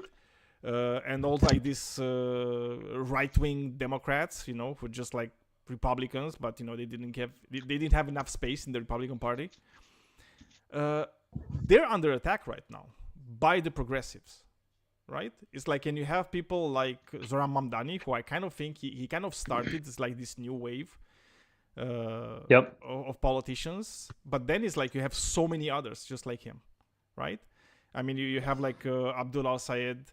I'm not sure yet about Graham Plattner. I mean, the guy kind of looks like a what was the phrase? Because I heard like this cool phrase. He's like a woke mind in MAGA body, something like that. So like, these people are kind of like they're winning. They're winning their primaries. They're just like crushing all these centrist Democrats and this right-wing Democrats, this AIPAC. I mean, dude, if you would have told me, like even a year ago, if you'd have told me that having funding from AIPAC is going to hang like a stone around your neck in an election, I would have said you're crazy. It's like that will never happen, right? And as we speak, right, it's like there's people that are funded by AIPAC and they're just losing their primaries in the Democratic Party because people understood finally what AIPAC and Zionism stands for. Oh, so God. There is some hope, right? And as you said, it's like you don't need to have like 150 million people. You just need like 10 million. Yeah, how much devastation would be done to the economy if 3.5% of the people all just stopped working? Oh, a lot of damage would be done. Exactly. See, and that's the problem is nobody's willing to make that sacrifice because if you got like 20% of the people to just quit working, to say like we're not going back to work until you guys do this for us. Yeah, but it would happen right away because it's either they give in or they fall. Yep. Well, the issue is that just a second, Space Apache. So, Smarkatis, you hit the nail on the freaking head, because when this happened? Well, this happened in the past when there were unions that were strong and people were united, and they said, "No, we have to sit at the table. You have to listen to us. You will listen to us." I just found out this year. I didn't know this. right? I didn't know this, and it was like was crazy for me, right? So in Europe, like in all across Europe, and I thought all across the world, we celebrate Workers' Day, right? And Workers' Day is on May 1st. And I just Labor found Day? out Labor Day, yes, Labor Day. It's on May 1st. May 1st, like May 1st is Labor Day, right? In everywhere except the United States of America. And I find it like Always really, on a really Monday. weird. But you know It's always why? on a Monday. No. But you know why everywhere else it's on May 1st, Labor Day? I'm not sure. You can let me Okay. know. It's the Hay Fair massacre in Chicago, I think, or Boston, I forget. Which was like one of the biggest massacre of laborers, right? Like of working people that were requesting their rights, and that happened in the United States, right? And that is being celebrated all over the fucking world, except the United States of America. And the reason is they don't want you to know. They don't want you to know the history of your own country. They don't want you to know like all the sacrifices and the progress for working people across the world that American Union people did in the United States. Because like the labor movement in the United States was crazy good. Like, and they were fighting like fucking Pinkertons and the military, you know, for their rights. And they managed to just like silence all that history, right? And Americans don't know that history anymore, right? It's like, and there's this belief that America was never pro-labor as it should have been, right? America was never close to socialism. Dude, you had a president who just gave you a taste of socialism, and you guys fucking voted for him 4 times, okay? And he just gave you like the smallest taste. Oh, of FDR? socialism. Yeah, like the FDR, smallest yeah. taste, right? And Americans liked it so much, they voted him like 4 times, right? The only reason he made it was because he was a class traitor. Yeah, you literally had to put The like only reason a FDR limit. made it to that office was because he was a class traitor. He was. I mean, you know, he wasn't. Dude, I'm gonna tell you, he wasn't even that like a socialist or whatever, right? But he was like pretty pragmatic about it, right? And he took Keynes like and Keynesian economics just at heart and said like, yeah, this guy is fucking right. Right? And then he put it in practice and it worked. And he's like, yeah, of course, it fucking works. So just do it. Because it works. I think that I absolutely agree, and I think that one of the main issues with America is that I think the only time Americans are going to rise up and do anything is when they get hungry enough, and I really do think there's a real possibility of that coming up in September, because most Americans don't realize that the vast majority of a significant portion of, let's put it that way, of urea development, basically urea productivity, the fertilizer has not moved around the world due to Iran. And as a result, the United States just planted crops at 1971 levels. Okay. We've grown our population by like 30, 40 million since 1971. Okay. We don't have food prices. We're not going to starve here necessarily, but food prices are going to fucking skyrocket. They already are. I can tell you I'm buying goods. I can tell you they're already going up. It's not going to end. And if I were you and you want a practical idea of how to survive this a little bit better, do like me and go out tomorrow and buy 20-pound bags of rice and beans. What you can reasonably afford every paycheck for a little while. That way, when this food shortage hits, and it will hit, you could make food out of the rice and beans and just add in whatever else you want at lower prices. And people think I'm crazy for suggesting that, but my family has that. I have enough food stockpile to last a while. And I'm going to be riding out this food shortage really, really well. But a lot of people won't. And I really see a possibility of like mass riots and mass civil unrest when this happens. Thanks, Obama. By the way, Poidi, I wanted to give you like another like tidbit of like information about like the United States labor movement, right? Oh, I know about it. Yes, I know a lot about it, but you can inform the class. Oh, okay. Sorry. It's like like the term redneck, right? Like a lot of people when they hear redneck, it's like they think of people from the South. They're kind of like in the They think rural of areas. what's his name? Well, Jeff Dunward. Jeff. He Foxworthy. got Jeff Foxworthy. Exactly. Jeff Foxworthy. He came up with that term, and it just means that you're a blue collar He did not worker. come up with that term. He for I mean, sure did not come up with that term. He didn't come up with the term. He popularized that term with the let's listen to joke. Daniel's story. Let's You listen to might Daniel's be a story. redneck if. Let's listen to Daniel's story because he's You might be a redneck. guys. Hey, well, space, please. Let's listen. Daniel's literally telling us the story about it. Let's just listen to it. So the thing is like, calling somebody a redneck is kind of not like an endearing term, right? It's like you're kind of doing it to make them feel bad, right? It's like, but the funny thing is like that this term redneck was actually used by labor unions in like Virginia when they were literally like fighting against like the state for their rights, and they were calling themselves rednecks, So even this term was kind of like taken from the labor movement and distorted and made into something that's not good, right? Into something that's, you shouldn't aspire to be a redneck, right? Like nobody grows up as a child to say, oh, yeah, I'm gonna grow up, I want to be a redneck, right? Nobody wants that, right? Nobody's doing that. But if you knew your history, if somebody were to call you a redneck, you'd be proud of it. You say, it's like, yeah, of course I am. I like my union. I want to fight for my rights. I want the government to be Somebody for is the like doing of the people something and with for the their. people. Why don't we go to full blown market? Fuck unions. Yeah, Let's that's go to Space full-blown Patchy. market Can you mute socialism. yourself a little bit? Because like this is not good. What? You like have no, some weird background noise going It's on. just you're just making a little bit of wind. Yeah. Dude, I'm at work. It's gonna be background noise. So look, why stop for union? I think we go all the way to full blown market. Democratic. So we need to own this shit. You probably shouldn't be like working, especially from what I understand, you're a police officer. Hey, and on Poity, this board. this isn't. let's look, if Space wants to participate, that's his choice. Yeah. The feedback with the mic is helpful. Yeah, you're kind of cutting out. I think your connection got a little bit spotty there, Space.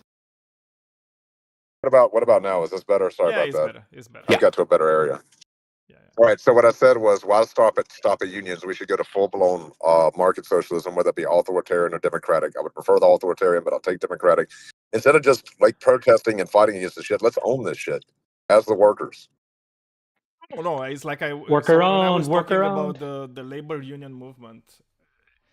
I was talking about it because labor unions were like socialistic in nature. I know it's important. Right? I get it. I'm just saying. And I'm just saying we can go beyond that even. Yeah, because like socialism, especially once the Cold War started, politicians were like, and rich people were really, really fast in, having a campaign to demonize the word and just make it look like something that's unclean, that you should never be.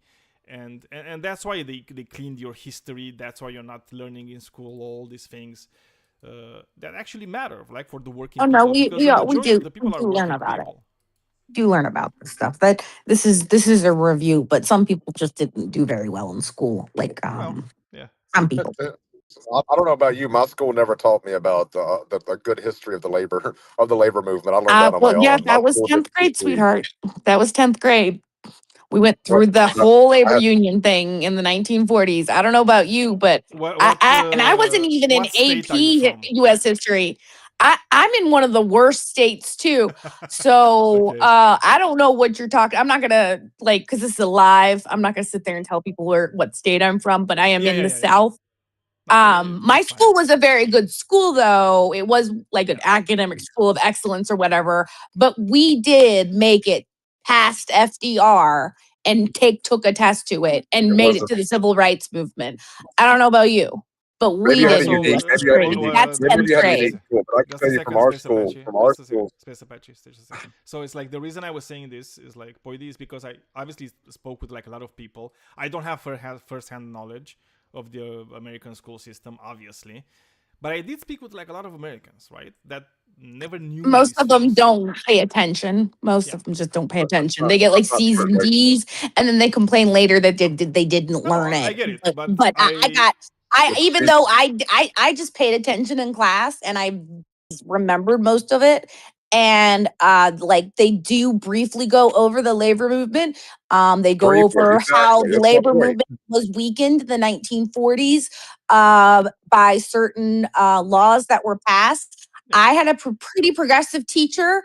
He actually is now currently the leader of the school board of the county that I used to live in. So I had a really, really good school teacher, and his son is actually an actor. His name is Jack McBrayer.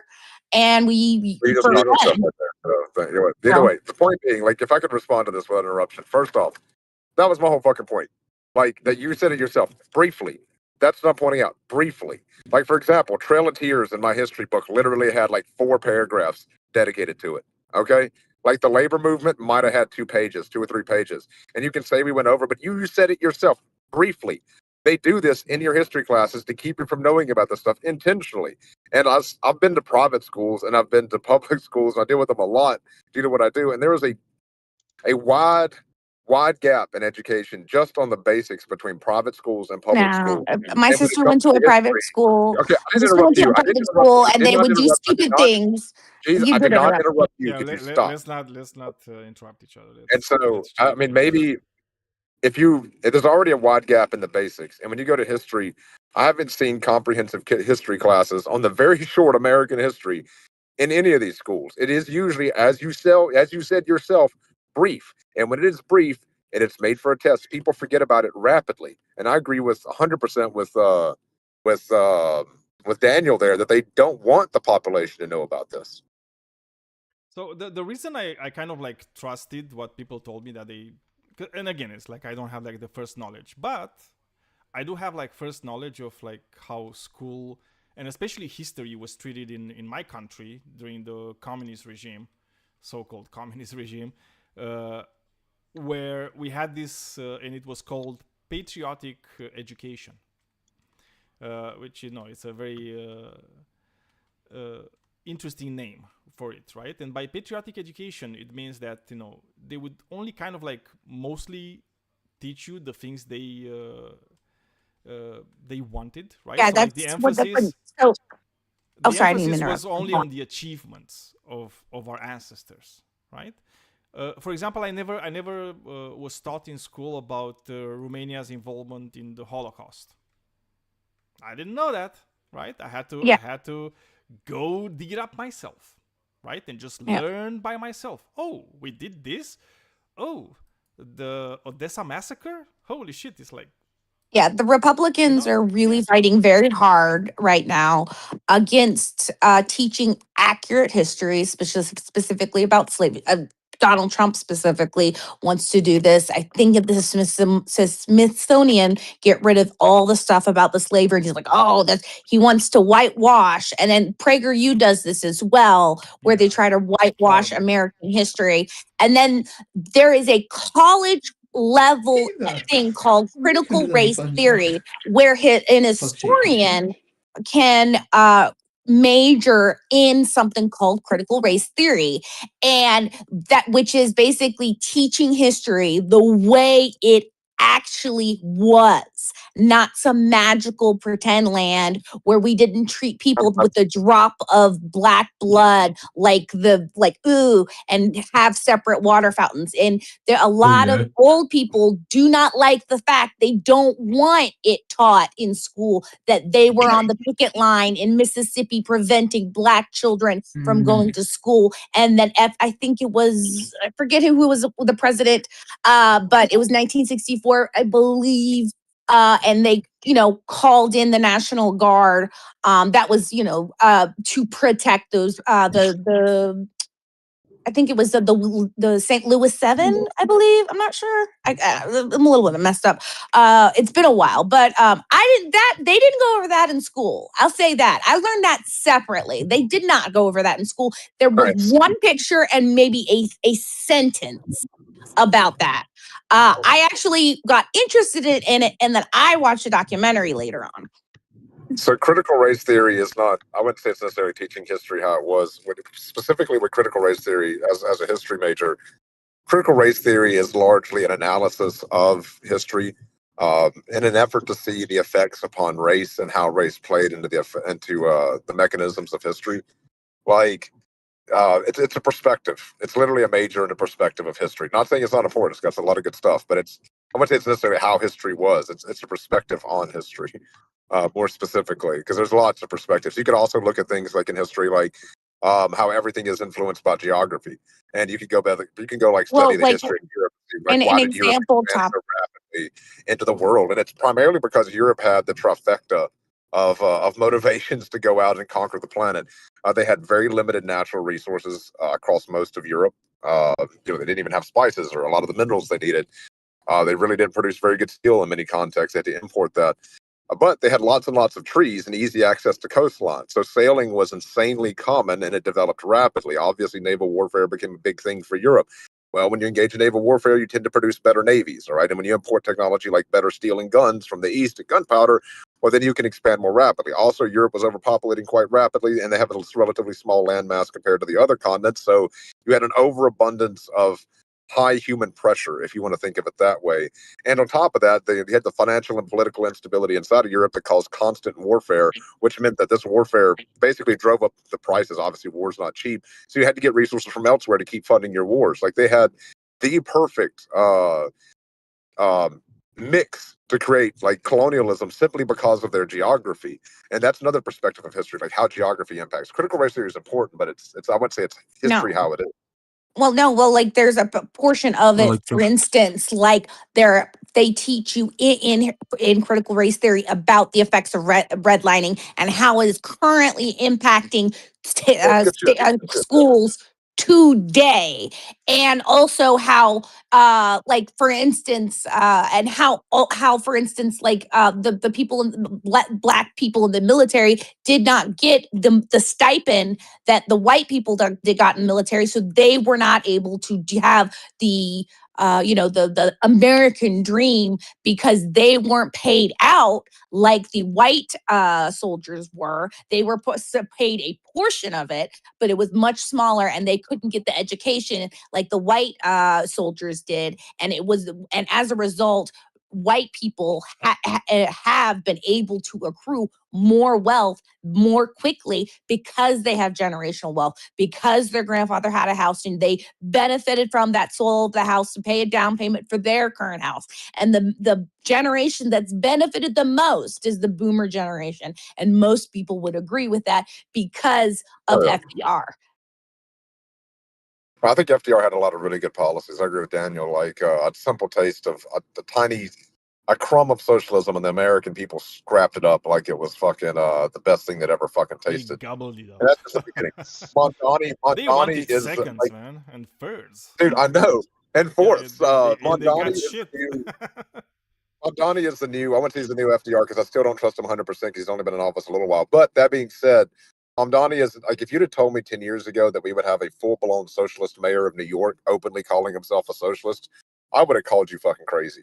But look what's happening today. It is a bit crazy if you think about it. I mean, it almost doesn't make sense, right? To think it's like, oh, he's calling himself a socialist? Is he crazy? Does he not want to win an election? Wait, he won the election? How did that happen? Oh, he only called himself socialist after he won? Oh, he did it before? Now he what he did. States? Then he punked down Trump. One of my favorite commercials that he did that I was able to see was he would go over to a food truck and he would talk to the food truck, and the food truck person would say it's $10 because I have to pay for a person that holds the licensing. And he says, well, what do you mean by that? Basically, the New York basically holds only a certain number of licenses for the street carts, and one person could basically have a fleet. And what they do is the license is only $500, but they charge the food cart person because they got in line first $5,000. So they have just to run that food cart. And his thing was why don't we open up more licenses and make it much easier so that every food person has their license from the court and from the townhouse. Did he do that? And his thing was, let's make halal or street food cheap again. And I loved it. It was great. I think he did. Did he do that? Yeah, I think he did. I'm just curious if he followed up with it or not. Yeah, I mean, I don't think that was like the biggest thing of his campaign, because like all the others were like way bigger. That was an example. Yeah, no, I get it. I'm just saying to whoever asked, like just now. I mean, there were like other things who were like much more important. For example, the $1.2 billion he got to build middle-income housing, not low-income housing, middle-income housing, to support the middle-income residents of New York, which is the majority of the population that's leaving, to revitalize New York and bring populations back in. That's a big fucking deal. And look, I mean, it's like he did the what's it called, like the childcare thingy, and I think he was like pretty able as a politician to kind of like use like his popularity as leverage, with like Katie Hochul. Although I think she's a shitty person and a shitty politician. But just keep this in mind, right? It's like not only did he get like free childcare for like New Yorkers, he did it for all the people in the New York State. Not yet. That is crazy, And it's now for now it's just like for like I think it's for like 1 year. I'm not mistaken. 2026 he'll do for the kids, and then in 2027 he's hoping for like 30,000 or so. Yeah, the list in the slide chat's pretty good actually to look at. Yeah, I mean, I think it's like I'm not expecting him to be doing miracles, but I feel like he's kind of like one of the few politicians that is actually working towards the things he said he's going to do during his campaign. And honestly, I would even do things like hold politicians criminally liable if they don't do like a percentage at least, and it has to be above 50%, obviously, of their promises from their campaigns. Because it's like, if you're not going to do the things that you promised you're going to do in the campaign, you lied to everybody. It's like you got into high office under false pretenses. I mean, that should literally be that's gonna be. I can tell you that while I agree with the spirit of what you proposed, enforcement of it's going to be a fucking nightmare. Whenever you begin to enforce intent, it becomes a problem, and I can tell you that from a lot of experience as a law enforcement officer. Whenever you begin to pass laws or try to make laws based on intent, people will, what they'll do in that context, what they'll do is they'll just say, well, the law said I had to try, and then they'll pass some bill they know for a fact can't pass, and then it'll fail. They'll be like, look, I tried. You know what I'm saying? You can't expect the executive branch. I mean, if they do have the police that with the inner units, but it's like, we've heard about the blue wave of silence. Will they protect each other and stuff like that? So like, I honestly don't trust. I'm just saying, imagine you have a politician that is going around. You just can't trust the executive branch to legislate So just imagine you have this politician that wants to become president of the United States and says there will be no new wars, just peace, and then he starts wars, right? I think that's enough to say, wait a second, dude. It's like you just we should be able to impeach him. And sadly, the Republicans are in control of the House of Representatives and the Senate. All right, so politicians not keeping their promises. Holy shit! Blow my mind.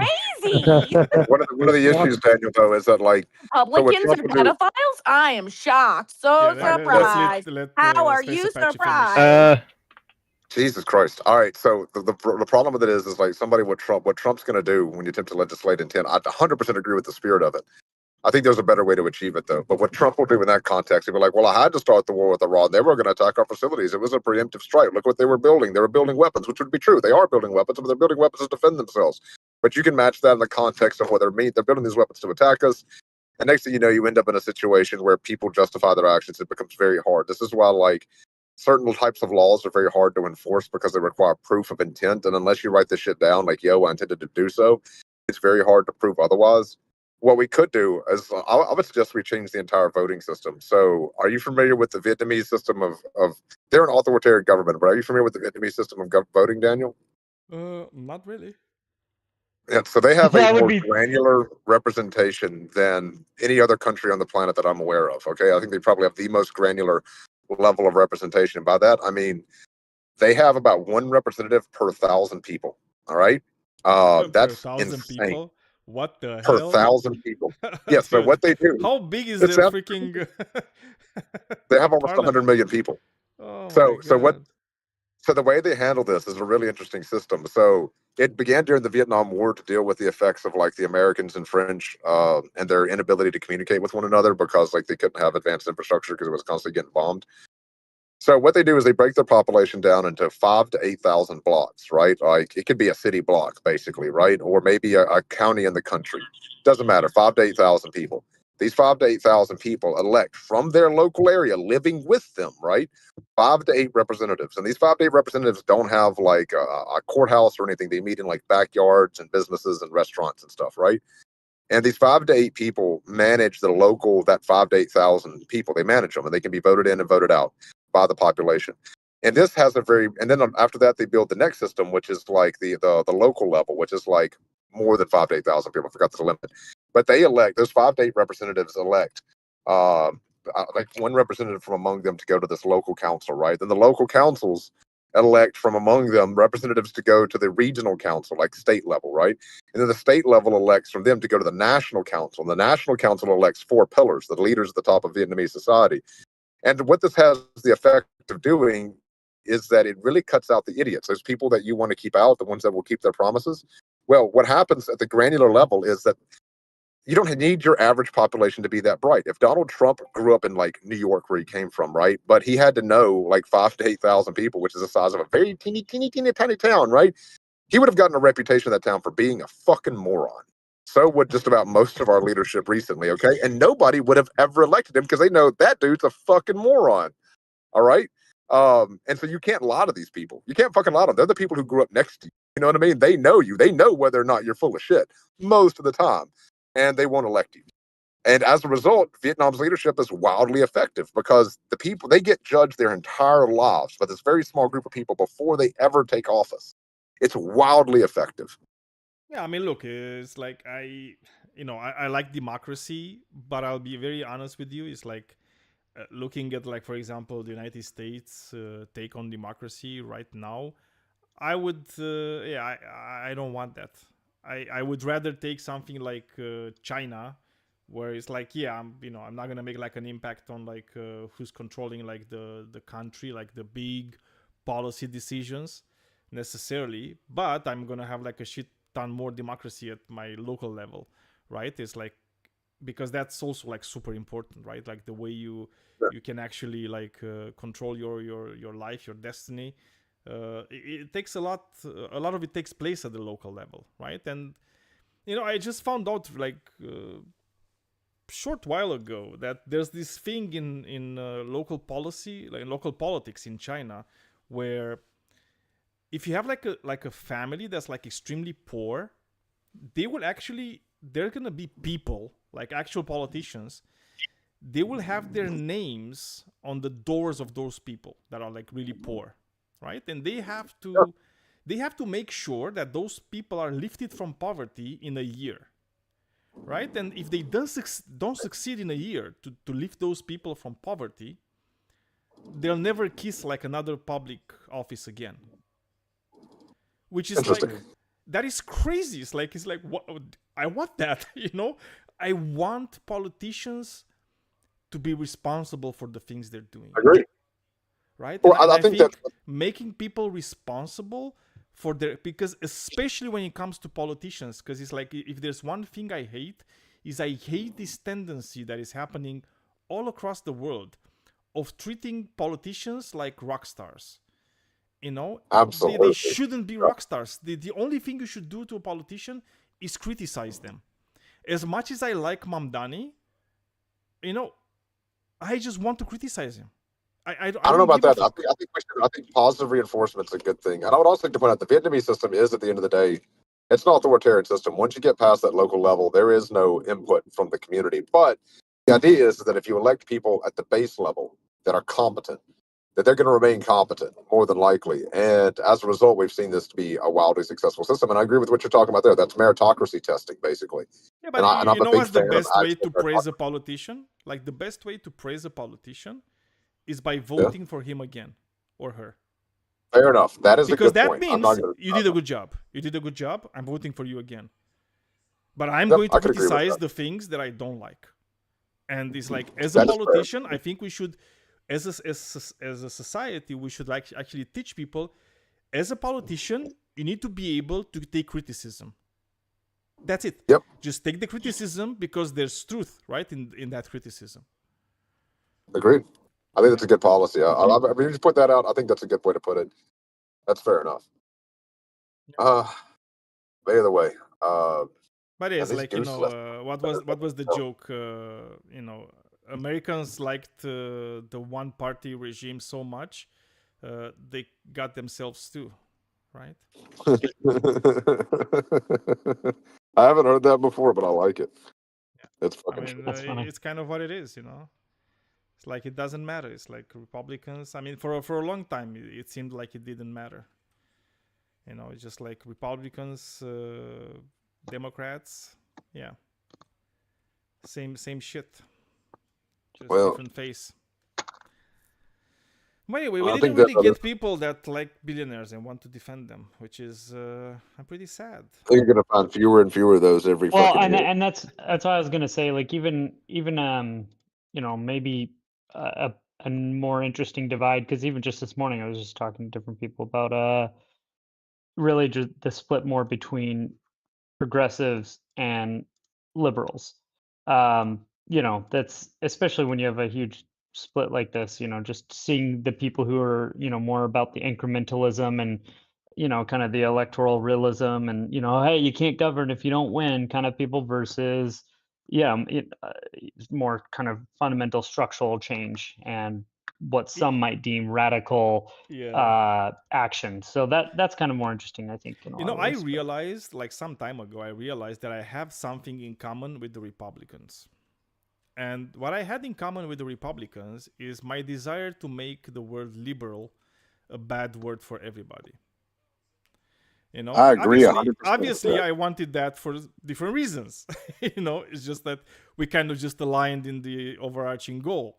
Me and the Republicans. And like the funniest thing is that do you remember, like, when First Amendment was doing his show in the beginning, and it's like, oh, debate the woke liberal, and eventually he dropped the word liberal, right, from that thing, because I'm not actually a liberal anymore, because it's, as soon as you understand what it stands for, as soon as you understand that, what was the other saying? It's like, scratch a liberal, a fascist is bleeding. Yes, that's it. Yes. Dude, Amender got mad at me one time because I posted the video from, and I don't agree with everything that Second Thought says, right? He's an actual communist, and I'm a market socialist, and I'm an authoritarian, and he's not, right? He has a popular. Yeah, go ahead. Sorry. He's a communist YouTuber. But either way, he made a video called "The Most Dangerous Thing in the Western Hemisphere: The American Liberal," right? And Amender got so mad at me for posting that. But I genuinely stand by. I think liberals are an incredibly dangerous because the thing about it is whenever they align with whenever their wealth is threatened, they will immediately align themselves with fascists. Oh yeah, no, but I mean, look, it's like it happened in Italy, right, with the rise of Mussolini. It happened in Germany with the rise of Hitler. It happened in Spain with the rise of Franco, right? Like, every single time. It happened in my country of Romania, just okay, with the rise of the Iron Legion. By the way, coolest name, right? Out of all this fascists, we had the coolest name. We had the Iron Legion. Okay, just keep this in mind. That's a badass name. Not gonna lie. It was a badass name. Obviously, shitty people. Badass name though. I still think the Chom Collective is one of the best names, but it's but I'm gonna borrow that one day. Yeah. But, so hey guys, I gotta head out. I gotta spend some time with the kiddos and shit. Y'all be safe. Yeah. Take care, man. Take care, be safe. every time the liberals just like sided with the fascists against socialists, right? They didn't really like it at all when people said, you know what, the working people should have more money. They said, nah, we don't like that. We want working people to have less money. But I don't know. Should it be like a good thing? Should I be happy or should I be sad that there's no people defending billionaires? It's definitely both, right? Because it's like, ultimately it's a good thing that people agree with us and we shouldn't have billionaires.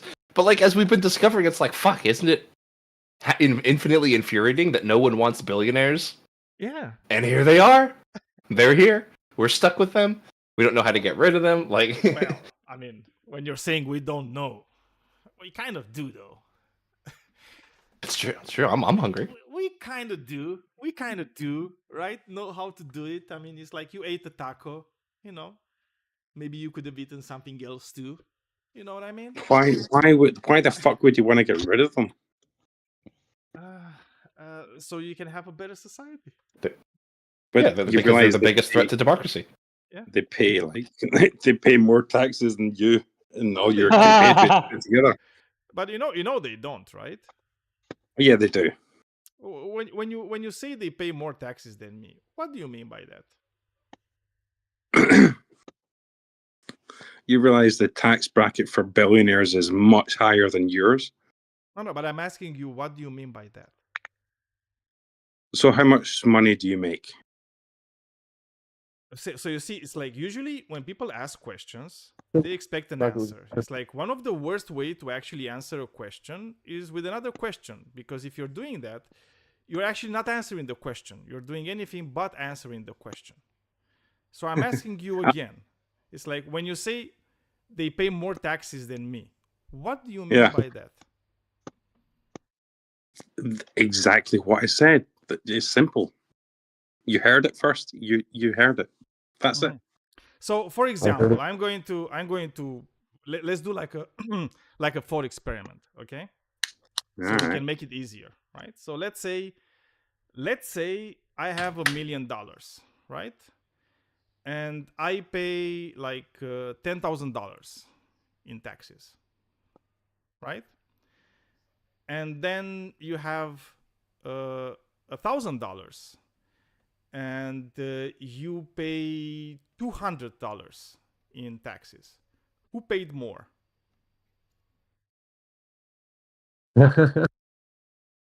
That's okay. You can't answer. I can't answer that question because you're framing it in the wrong. That's a trick question. That's bullshit. So you don't get it with like there's tax brackets. You understand? There's tax brackets. Yeah, I understand what you're saying, but again, it's like this is about my thought experiment. Tax I'm talking about. There's income tax brackets for poor. How much brother, you make? Brother. Okay, on you go. Yeah, on you go. Let's take it a bit down, okay? So it's like we're having a conversation here. It's like when I say we're gonna do a thought experiment, okay? You can't just say, "Oh, I don't like it, so I'm not gonna answer," right? No, it's like let's get it right, and then you can tell me why I'm wrong, right? By having this thought experiment. But if you're not going to engage, then there's no incentive for me to have a conversation with you if you actually refuse to engage with what I'm telling you. Because the question you understand is like first you have to engage, Hanzo. It's like there's no other option but to engage. Is a trick question. No, it's not a trick question. It's because it's a clarifying question. No, it isn't. No. Because I need to understand when you're saying they're paying more, I need to understand exactly what do you mean by they're paying more. Well, you understand that the reason I came up with this thought experiment if you're is because I asking want question, to understand exactly what do you mean. Okay, I'll answer. Answer my thought experiment. I'll answer. Do you want me to repeat it again? The main reason billionaires and millionaires are paying more taxes because they make more money. Hanzo, just a second. You asked me a question. I'm answering. No. I asked you a question for my thought experiment. Okay, so we need first to engage with the thought experiment. Did you forget it? Yeah, I said your trick question. Okay, no. It wasn't the trick question. And look, we're gonna put it We're going to put it in the side chat, okay? And I'm going to say like this. Me, I have $1 million. Yeah. Right? No, you don't. Okay? And I pay $10,000, right? Taxes. You, right? So it's like 1%. You have Okay. $1,000 and you pay 200 in taxes, right? So look, I just put it in the side chat so you can see the numbers, right? Okay. And the question is from this one, right? Because this is why the reason I made this is not a trick question or what do you think, right? And again, it's like maybe you feel like your position is very, very untenable and that's why you're afraid of answering this, but you shouldn't. Because the reason I did this is because I want to understand what you mean by more in taxes. You understand? So it's called the value. Which one paid more in taxes, me or you, in this thought experiment? In the thought experiment, the one below you. So you paid more, right? So the reason you paid more is because it was a higher percentage of your initial sum, right? What's your point? No, I'm asking you, dude. It's like, you understand? It's like, why are you so afraid of questions, of clarifying questions? I answered your question. I answered your question, but what's the point? I literally just asked you a question, and your answer was, "What's your point?" That wasn't an answer to my question. No, you're right. The 1,000 to 200, yes, that one's paying more tax. What the fuck is your point here? Because I want to clarify what you mean by more taxes.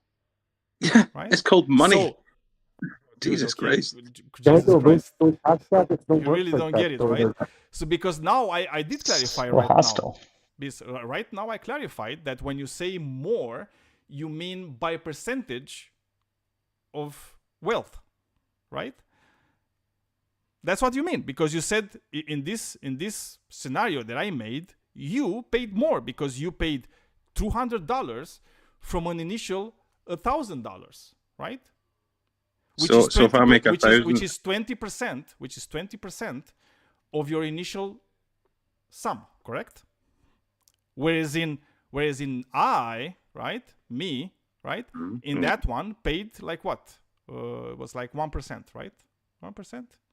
No, 10%. What country would have that tax bracket? Right? So, that's 10%. But which country would have that tax bracket that way? You know, like they always have the higher percentage for the higher income earners. Dude. Yeah. How much tax brackets you are make always is like exactly that. correlatory to how much tax you pay. You do realize that, right? Who pays more? The people who make more money pay fucking more tax. They don't. You don't understand this. Okay, so what the fuck? Where's your source for that? Can you find me a source where it says? I did it right there. The side chat. Yeah, please help me. That was one another country. Like I could use other countries too. Are you the guy that's fucking live? Are you streaming this shit? Are you trying to find followers? First of all, you're insane, right? You do realize this. Chill, buddy. Don't be an asshole. Because but you're trying you made the claim right now. You made the claim that wealthy people, like billionaires, actually pay more percentage-wise from their wealth than regular people do. And I'm asking you, can you, do you have any data to actually back up your claim? Because like what your body J Turtle actually gave us, right? I do. He just gave like a link to the federal income tax rates and brackets, which is literally if you're willing to listen when it comes to billionaires. Yeah, I do. Yeah. So billionaires, millionaires, however much percentage you want to put on, fine, we'll go with that, right? Yeah. So however much percentage you want to put on top of them, look at them, right? They're the wealthiest, most successful people. You could call them tyrants or Nazis or whatever the fuck you want to call them, right? But they're up there. They're wealthy. And then you look at the lowest percentage of people, they're putting no tax in. In fact, they're taking more money out of the system than they're putting in because they're on welfare. So the guys at the top of the fucking system. Hang on, I'm not done. Hang on. It's my show. Stop. No. I'm not gonna stop. On you go. Don't do that. On you go. Don't do that. So I see you're Go really on. accustomed to making claims without actually having anything to back up your claims, right? But everybody knows this. It's common sense. You made the claim. It's common sense. Billionaires, Everybody knows this. No, it's not common. It's common sense for you because you probably don't know that much. Okay. Really? The great things about things that are common sense is that they're usually the easiest things to verify, right? Yeah. And to show other people. It's common sense that the sky is blue, and I can show you right now that the sky is blue. Walk out and look at it. Show us what do we do? Shit, my world is in shambles. But like, where do we look to verify this common sense belief? The tax welfare system. Jesus Christ. The tax welfare system. Jesus Christ. Do you know anything else other than Jesus Christ? Because you're just incredulous because other people don't just believe your claims on their face. Like, really? Are you incapable of actually producing any evidence for your claims? Like, really, Hanzo? Is that the level? Did you come to this battle of wits with no weapons? Well, I thought maybe I would have a good faith argument with people. Yeah, but well, you it's guys good faith arguments require data. Do you have any data to actually back up your claim, brother? Because it doesn't seem like you have any. Hang on. Wait a minute. Let me just clarify here. Do you not think that people on welfare are taking more out of the system than billionaires? Probably. Well, there you go. That's my argument. Well, no, that wasn't your argument. It was. That's the entire argument. Again, it's like when we have people on welfare, right? Yeah. People on welfare are people that actually, not there like their whole lives, right? They're usually there for like a very short period of time, and those are called safety nets, right? It's like that's what a society should have, right? It should have like safety nets for people that find themselves into bad situations, right? But the reality is that even if we take the people that are like on welfare, right, and we're gonna look, it's like what do other people except billionaires pay in taxes, right? Most people, like working people, pay more percentage-wise from the wealth they're making than billionaires do, and it's not even close. Well, my point is that billionaires pay more in taxes, and they support I know that's middle your claim, class Hanzo. and homeless I know that's your people claim. that don't fucking I've been pay asking into you. it because I've been they asking take you more. since you said it, if you can substantiate your claim. Is And anyone apparently, really the only thing that you angry? have been able to say over me? is just it's common sense. I try and talk, but he just keeps talking over me. I can't do it. I can't do it. Because I'm still waiting for your evidence for your claim. And well, the only thing as soon as I start is just talking, is restating the claim. And you have this belief that if you're restating the claim, it's gonna make it better. It's not. Well, you're not refuting it. Your weak argument is no. You see, it's not my problem here to refute it. I can, but I'm waiting for you to actually produce some evidence for your claim. If you make a claim, right? If a stupid person makes a claim, Hanzo, I'm not talking about you, but in general, right? Like morons can always make claims, right? Like stupid people can always make claims. It's not on anybody else to actually believe them and actually take the burden upon themselves to actually refute the claim. I don't care about that. I don't care, right, to refute your claim. It's on you to actually provide evidence for your claim. So what kind of evidence could I provide? Well, for example, you could find like a study that looks at like working people, right, and how much they pay on average, right, aggregated on average, how much they pay from the wealth they're making each year, right, in taxes. Okay. And then you can look at billionaires, right? And you can see it's like how much are they paying from their wealth, like each year, right? And you could say, look, there's this thing that was made, and here's the data, Daniel. You see, I was right to say this. Unfortunately, the only thing we actually did say thus far is that it's common sense. And the reason you said it's common sense is because you bought the lies that the billionaires told you for so long. So is my argument that billionaires pay more in tax than middle class people a false claim? That's a false? Really? Okay. Well, per capita, again, or it's like unless you can substantiate your claim, it is false until you can actually substantiate. Daniel, is that per capita or out of whole? Per capita. Per capita, not as a raw sum. Because when he started, he said that they pay more, right? And when he said they pay more, I said, what do you mean by more? He wasn't really able to tell me what he means by more, so I came up with like a thought experiment where we kind of understood that by more he means percentage-wise, right? So. Because if it's percentage-wise, he's wrong. If it's raw numbers, he would be right, but it's kind of irrelevant because I don't care about raw numbers. No, I hear you. I know. I was just explaining for like everybody else too, right? That wasn't here or on YouTube. So, do you have any data like that, Hanzo? Or is just like nonsense? No? Okay. Yeah, not on hand. I'm on my phone in the garage smoking a cigarette. And I just joined the channel, and I thought, well, this would be interesting. But I don't think you're having a good faith argument here with me. Well, so. I do, and I can have like normal conversations with people. But the thing is, it's like one of the things that I don't really like is when people don't answer questions, right? I find it like a sign of disrespect and a sign of being rude to not answer questions. Right. Oh. So if I'm asking you a question and you're dodging, that's a sign of your argument being on the weak side. Daniel, right? do you mind? Last do you mind if I ask you questions? If I can answer questions, I'll try. Let him finish, please. Go ahead. Hanzo. I was going to ask you a question. Oh, Hanzo. Just Hanzo, a second, okay. Cypher. Let Hanzo. No, finish. You're good. You're good. No problem. Go ahead, Hanzo. Finish your point. No, like I'm honestly trying to be. I'm trying to be honest. I will answer questions if I'm asked. If I can answer them, I'll try. If I can't, then I'll say I can't.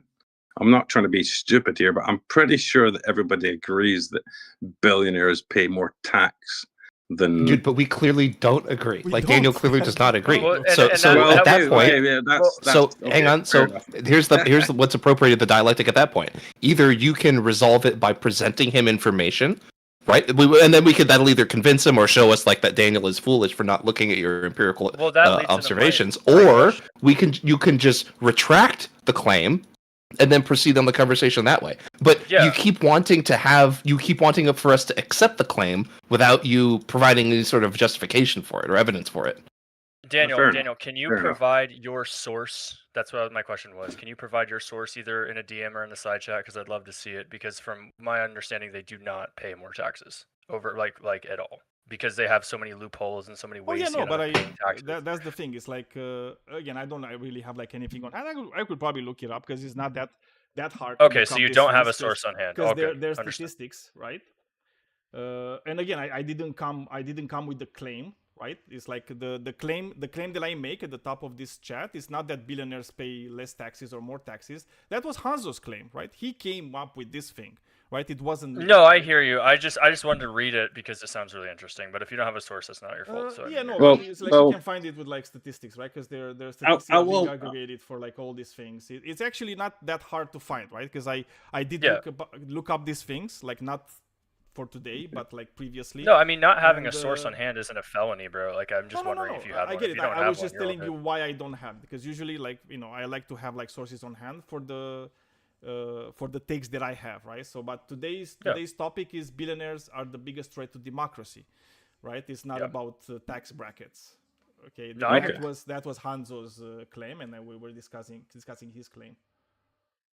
Yeah. Well, David, I'll stop talking after this. I'll go back inside. I'll try and find what the information you're looking for, and I'll come back to you. But now you can go on and talk about it. Sure. No, okay. So Hanzo, it's like look, I know I might come out as being like an asshole or something. Trust me, I'm not trying to be an asshole. Okay, that's not my my intent whatsoever.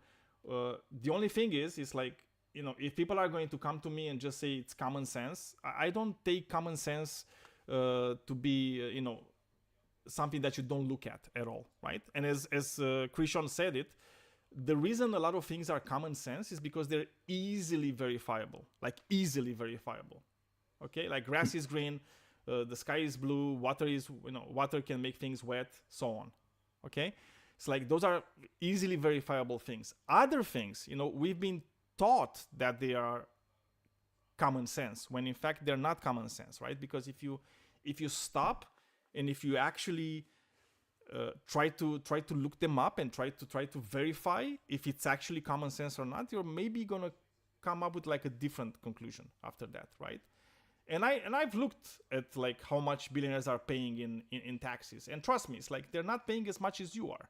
You are probably paying much more in taxes percentage wise, because that's what's important, right? Than a billionaire is, right? Because I don't know who said it, I think it was Cypher, right? They have a lot of loopholes. You know, they have a lot of ways in which to actually not pay taxes, right? And one of the easiest ways, and you should look this up because it's like it's their favorite way of doing it. Like all these billionaires, they don't have a salary, right? So what they do, they make loans at banks. They go to a bank, they take a loan, Okay. and All right, stop. They put, yeah, what? I understand what you did with the percentage thing. Yeah, that's pretty clever. On percentage base, yeah, that's you're right. You're right. Oh no, because on the other one is trivial, and you would be right with the other one. It would be trivial that there, as like, you know, if you take a billionaire, right? Obviously he's gonna pay more, like in a raw number. You know, most of them, because some of them don't pay. There's some years where they pay zero taxes, literally. They might even get some subsidies from the government, right? Those years. But usually, right, it's like on average they would pay more in raw numbers than like the average working people. But as a percentage, they will never do that. As a percentage, they wouldn't, of course, yeah. Because they make so much fucking money and they pay so much taxes, it's incomparable to, I mean, like the example you gave, like, 1,000 to but look, 200. It's like if you pay 30% of your income as taxes, they should pay at least 30% as taxes too, right? Are you guys addressing write-offs, like billionaire write-offs, that they have entire tax teams that write off like 90% of their stuff? Like if you own a business, you can write off all of your internet bills, all of your power bills, all of your cars, your planes, your private jets. I mean, you can write off a yacht if you do it right. Like there's a ton of write-off propositions that they like. I'm just saying billionaires are known to like get away with things like that. Like it's hang on. Right, okay. So if everyone knows about the fucking scam, then why is nobody trying to fix it? You can open a number. Well, it's not a scam. It's completely. Well, hold on. It's not a scam. It's not a scam. Look, it's not a scam. It's completely legal. Yeah. I'm going to explain. It's like there's laws in the books, right? And the laws are made by politicians who are being paid by these billionaires.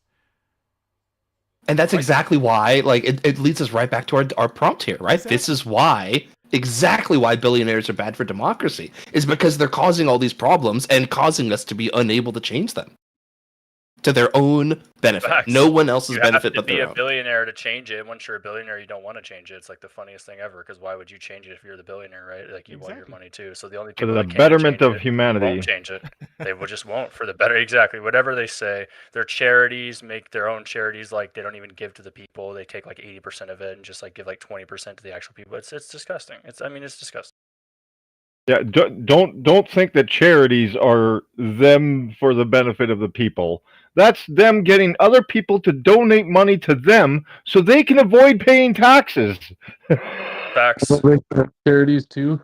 Donate to themselves. So I remember who was it's like that's that. Definitely a good thing. There was like this American billionaire. And it's like what he did. He's like, he had like a really bad reputation.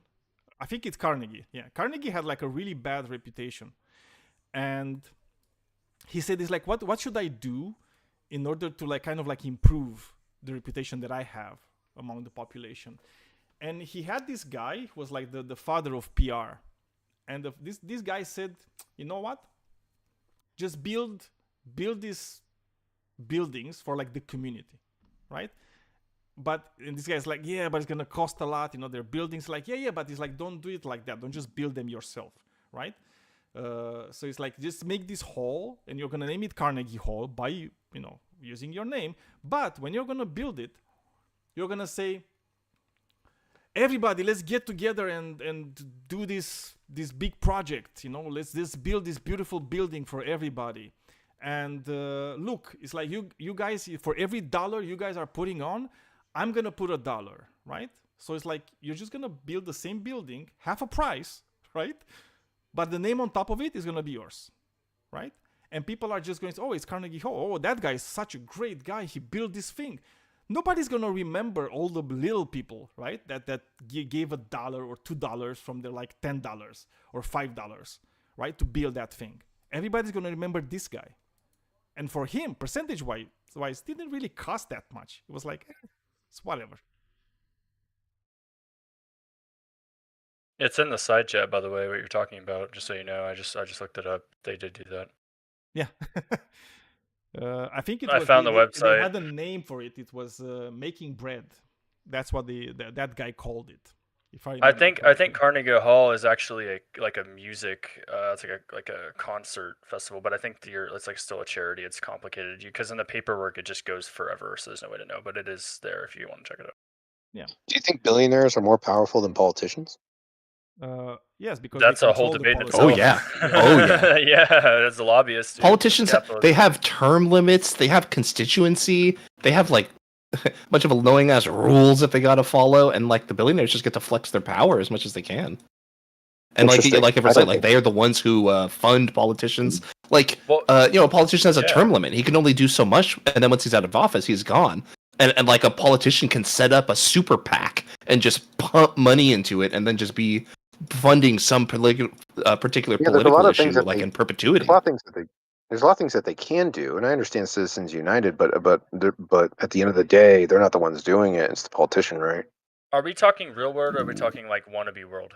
Because real world billionaires and trillionaires rule everything, and there are trillionaires. You just don't know they exist. There's just Saudi princes and stuff like oil. The people that I'm serious though. The real world billionaires own and do everything. They pay for everything. They put you on retirements for everything. They'll buy you a yacht and a jet and say have a good day, and that's your quote unquote payoff. They just use loopholes. Billionaires and loopholes are best friends, dude. They run everything. I don't mind wealthy people owning things. That's just always going to be the case. But isn't the politician the one that's actually going to disrupt?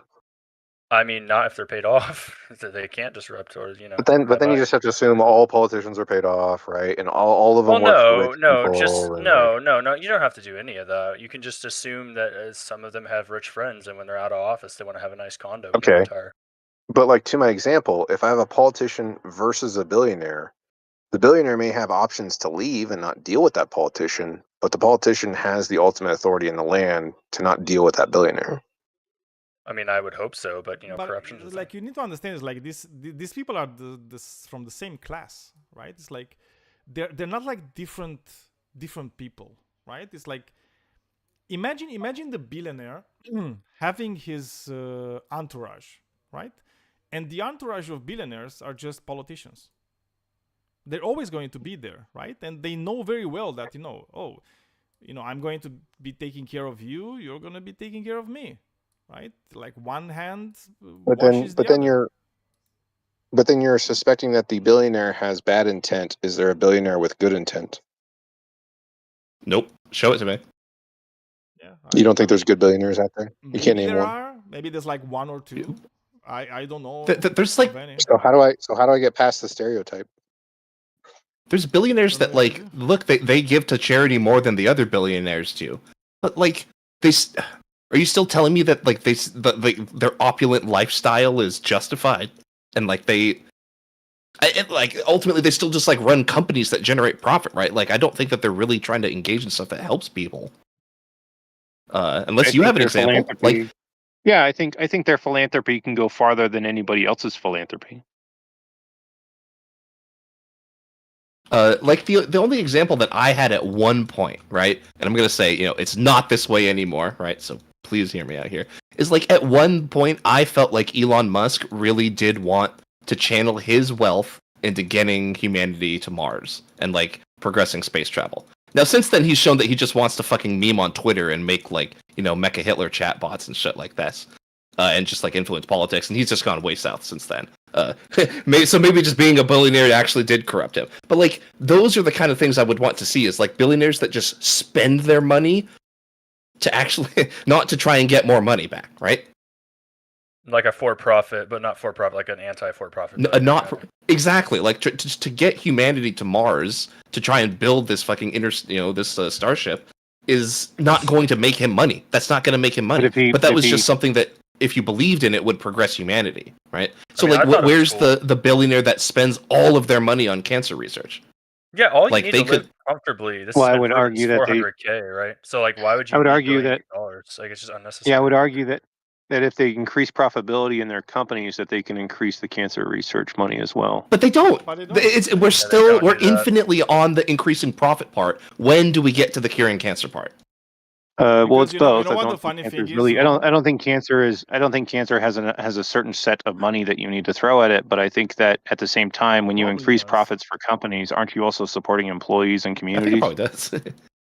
No. And the reality is like Rom Tab. No, because the reality is but that what when it happens comes when to what happens cancer when there are bubble research or like bursts? any type of meaningful research is actually not being done by like all these like uber rich companies. It's being done by states or students in college. Or students in college that have zero funding, it's like and they can't do money anything. from the states and from the people, not from the billionaires. Like never. A lot of billionaires get their money from research. Regardless of their philanthropy, they're also employing a lot of people in communities. So if those companies died, if those companies went down, those people would be fired. But they lay them off all the time. Like Amazon lays off like hundreds of people for AI every other day. Like so, there's like all. But they lay off less people than they hire. I mean, not really. Not these days. I mean, Yeah, otherwise it wouldn't be a company. That would be weird. There'd be no employees if that was the case. Yeah, that's happening in certain places. That's like what the AI bubble is doing. It's like a lot of people are getting laid off because just to do it, because it's like they're not like you'll see layoffs of like 150 tech specialists just like for no reason, like CS majors, But like masters. but the people get rehired in different ways. It's like taking people out of the field and putting them in the office. Yes, a lot of people got fired, but they had to hire. I've seen literal calls where 150 perfectly good majors got laid off for no reason. Like, I'm not saying it happens everywhere. I'm just saying it. Yeah, I mean, I'm just saying it can happen. You know, it's like something to like realize these billionaires aren't trying to do the world a favor. They just give away their money. It's pretty simple. And like, we don't even have to speculate about it, right? Just look at the number of billionaires throughout time, and like if that's gone up, and the amount of money that the billionaires have, and then look at the average, like purchasing power that the American or whatever country you want household has. The two are not going up together, right? One's going up and one's going down. How many millionaires and billionaires are coming from humble beginnings versus generational wealth? Billionaires. Well, if you're adding in non-famous billionaires, there's a lot of billionaires that don't come from humble beginnings. Like the Rockefeller family, the Rothschild family. Most of these people have had money for thousands. I'm not talking conspiracies. Let's not get into that shit. But seriously, like they're families that have had money since like before America, bro, and they're all billionaires. They're like, broke. A lot of them are.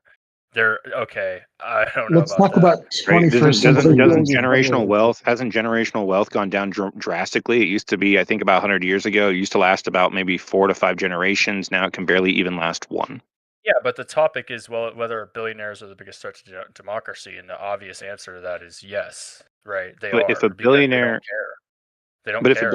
If a billionaire creates value in a community, and your complaint is he's not giving it up, and if your complaint is he's not giving it up, and yet the data shows that he's not going to have like his next of kin will probably just give it all away. Isn't that what is happening? Well, what do you think about the data that shows that as the billionaires are amassing more and more wealth, that the purchasing power of the average American is going down, and like housing prices go up? Like, what do you think about the growing inequality? Yeah, I think that the inequality is controlled by the politician. It's not the billionaire's fault for inequality, right? For other people not keeping up, because the people around the billionaire are going to keep up. But if you're not associated with the billionaire, then you're not going to keep up. So why is the politician? Okay, so I'm going to grant this. I'll grant this, right? Let's grant this, right? It's the politician's fault. So now the question is, why are the politicians making policies that favor the billionaires and fuck over the average American? What's your answer? Well, I don't think the average American is getting fucked over, as you say. I think the average American. But do we agree that the average purchasing power is going down? That doesn't mean that it's inherently the billionaire's fault or the politician's fault. But altogether. Just this one question. If we could focus in on this one question. Can we agree though? Just to make things clear in the conversation, right? Is the average purchasing power of Americans going down? In some areas, yeah, for sure. In which areas is it not? It's weird. where the areas of the purchasing power going down, I'd probably say we're getting more bang for our buck when it comes to technology. We're going to start getting more bang for our buck when it comes to food, and it comes to energy. No. This isn't. We're talking about purchasing power. I'm talking about the amount of money that you make from your job, and how much you're able to spend on like required things that are required for your life, and then things that you can do outside of that, right? So okay, like so I'll grant it. We got iPhones, right? Go iPhones, right? So purchasing power, you'll agree that is at least in a lot of places going down. Housing prices going up, right? Yes, but with quality of life going up as well, right? Average cost of groceries going up. Yes, with quality of life going up as well. So why? So now, okay, but now we have these policies that are making things worse for Americans in all of these ways. We have billionaires that are benefiting from it, and you say it's not the billionaires' fault; it's the politicians. So why? Now we'll get back to this question. It's a lot like if I were to say, "Hey, it's the billionaires' fault." Okay, well, the only thing from a politician standpoint that I would say is, "Hey, there's a wealth gap between your C-suite execs and your directors and some of your lower managers. That gap needs to be managed." But that's a very, very hard question to answer in order to try to moderate that kind of stuff. But what you're describing is that I can't look at billionaires, stereotype them, and say you're the reason why my economy sucks. I see a lot of reasons why the economy sucks, and the billionaire is the one actually trying to get us out of it. I just found an article from the U.S. Bureau of Labor Statistics. Yeah, and if I capped billionaires and I went after billionaires, my economy is not going to get better. What the fuck, dude? I mean, it would if you made them pay more taxes. So it's like how that works. Can you describe to me what work billionaires do in the economy? Yeah, there's a kind of a saying is a billionaire affects a billion lives. So billionaires are going to be the ones that are going to be deciding factors to produce value. I understand that they make a lot of decisions, but I'm asking what value, what work what they do, right? I was just saying.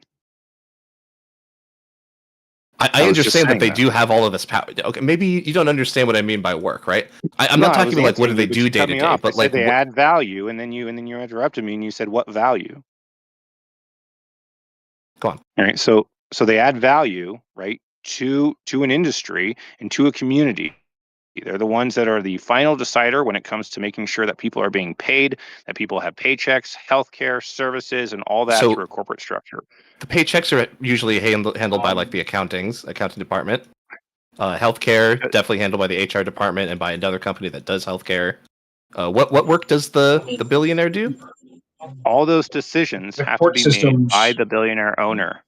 They're not made by the billionaire. What if there's? No, that's not yes, true. they are. So if you own a company and someone says, "Hey, do you want to provide healthcare to your employees?" Nobody answers that question but an owner. Yep. The CEOs aren't always the billionaires, dude. They're retired. Right. That's like saying lawyers run everything, and therefore the Jews run everything. So therefore the Jews are the problem. Whoa! If the billionaire dies, go to an it's not let's not go there. If the billionaire dies, the company doesn't just instantly vanish. The same goes for CEOs too, by the way. It's like people will, it's like as soon as you have something, it's like people can take care of it, right? Because in a company, you have a lot of people taking care of all the things inside the company, right? You have people doing accounting, you have people doing legal stuff. That's not, you're just washing the floors and so on, right? Like everybody knows exactly what their job is inside the company. And the reality is the billionaire doesn't do all those jobs. Of course they don't. I'll meet you in saying that to be a CEO, that's a useful job, right?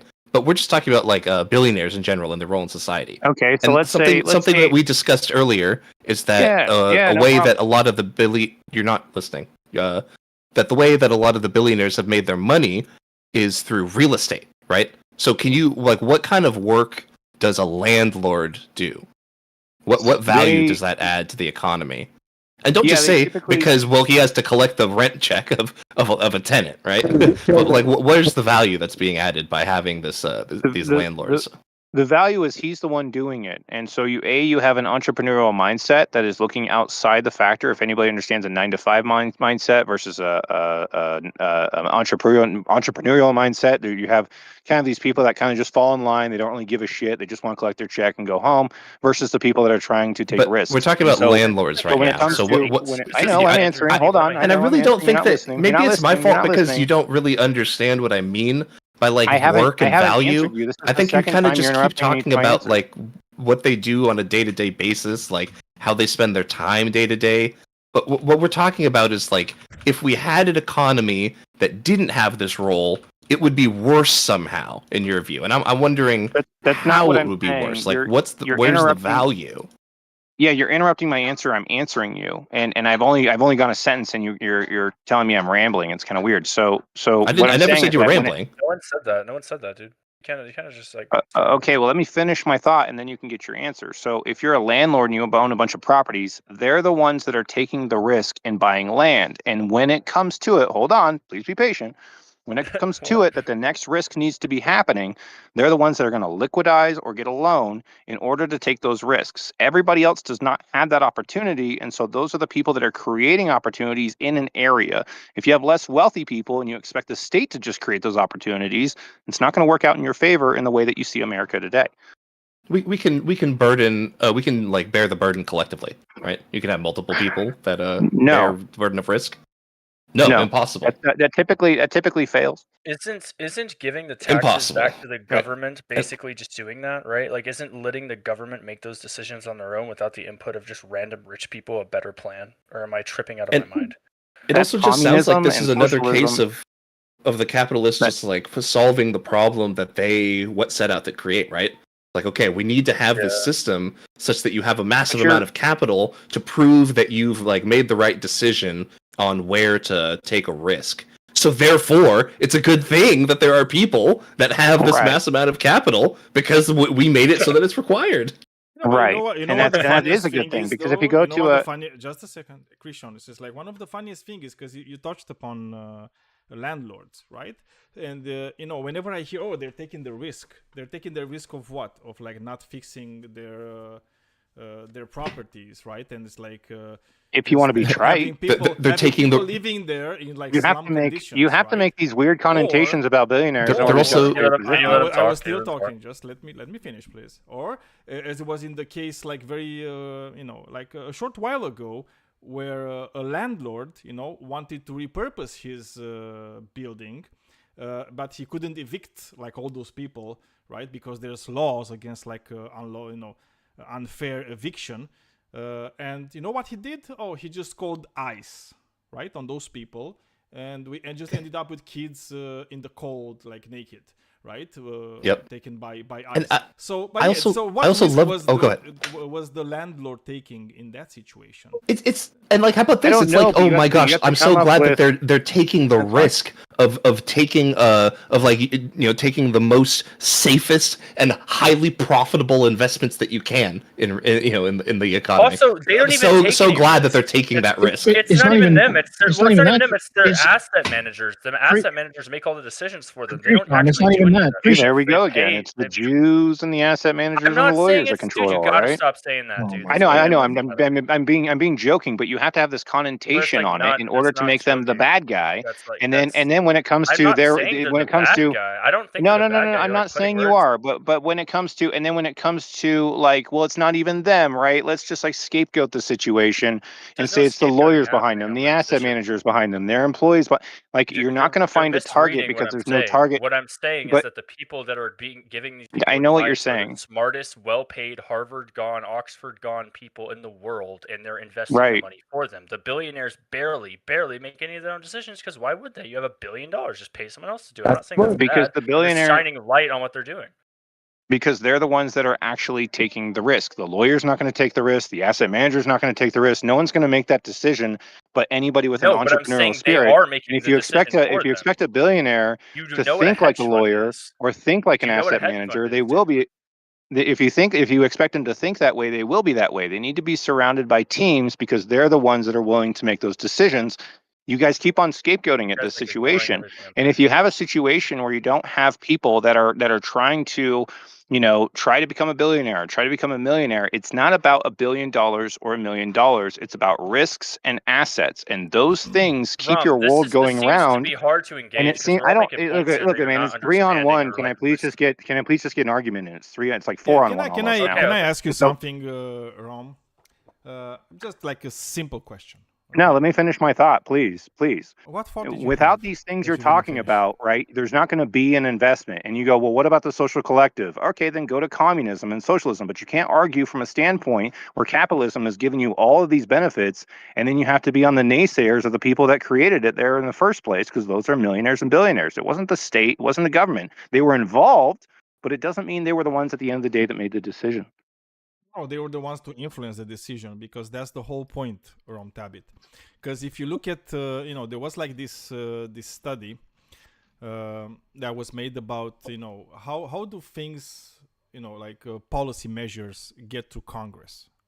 And the reality is, it didn't really matter about what the population, right? Like what the voters actually want, right? It didn't it's about money. If they were 20% for or 80% for, like a specific measure, the chances were the same for it to pass.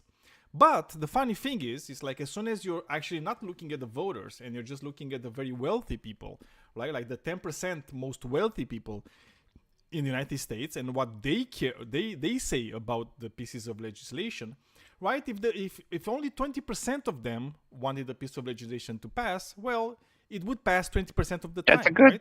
So it would correlate much more. It would correlate much more with like what the wealthy want rather than what the actual voters want, right? So if you like democracy and you want to have a government of the people and for the people, well, in that case, you should be really, really against the fact that it seems very clear that it's a government of the billionaires and for the billionaires, not for everybody else, right? Because it's their will be done, not your will be done.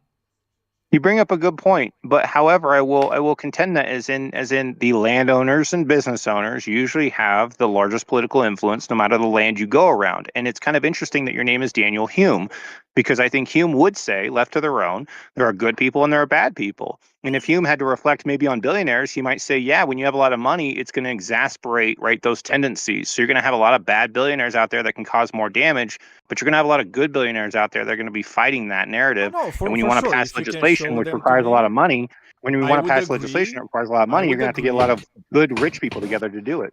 No, I would agree with you. If I were to be looking around, and I was to be looking at billionaires, and I would see, there's some good billionaires, some bad billionaires, like some of them are really shit, but a lot of them are really good, just like you would see like in the normal population. But the reality is that when you're looking at billionaires, it's like the only thing they seem to be caring about is like, what size is their next yacht going to be, how much more billions they are going to make in this next, you think so? Cycle. Yeah, it's like show me like some really great things that billionaire did for us. Like well, I know one that started a very large hemp farm and started to bring nutraceuticals and more plant therapies and other things to people. And he did that for years without any payment. In fact, he took a loss on the whole project because it's the right thing to do is to get a lot of like the plant farms and things like that to people and start redoing a lot of our ag. Well, and per capita, how many billionaires do stuff like that? Just out of curiosity. It was actually I can tell you. That was Giorgio. What's his name? Fidel Sassoon, dude, the billionaire. I thought you were gonna engage George Soros. I was about to be like, oh my god, there's no. No, fuck George Soros. But no, he's Greek actually. He's Greek. I can't remember his name. Yeah, it can be Greek. One other cool thing that was done by a billionaire, like you're talking about yachts, right?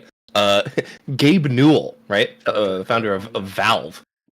He's mega fucking rich now, and he owns a giant fucking super yacht. But you know what he does on that yacht? I mean, he fucking chills out on his sandals, right? But he actually hires a bunch of people that do a bunch of marine research. He is one of the world's like foremost marine researchers in like marine biology, and he does that on his giant mega yacht. Yeah, no, he's chill, right? So it's like I feel like that's like a nice ground for me. Like, okay, you're a billionaire and you need a giant fucking mega yacht, but at least it's not just like champagne and hookers on there. There's actually like some cool science that is going to ostensibly help humanity going into it. Can you do more? I mean, maybe, sure, but look, if you're going to take like 100 random billionaires, and then you're going to take like 100 random people, like working people, you're going to find much more good people among the 100 working people than among 100%. the billionaires. And this is the thing, because becoming a billionaire is one of the fastest ways to become a sociopath. Yeah, that's what I was going to say. If you're not a sociopath from the beginning, right? Because obviously being a sociopath or a psychopath is actually really useful in capitalism. And by the way, we know this from Wall Street, right? Because there were studies done on Wall Street, right? And if you're a trader on Wall Street, right? The percentage of sociopaths and psychopaths among Wall Street traders is way higher than on like the rest of the population, right? Because being a sociopath and being a psychopath, not caring what your actions do to other people, is an advantage. Great for business. It's great for business. You can go into a boardroom and say, you're all going to get laid off from this company, but I don't care. Goodbye. I just made $2 billion.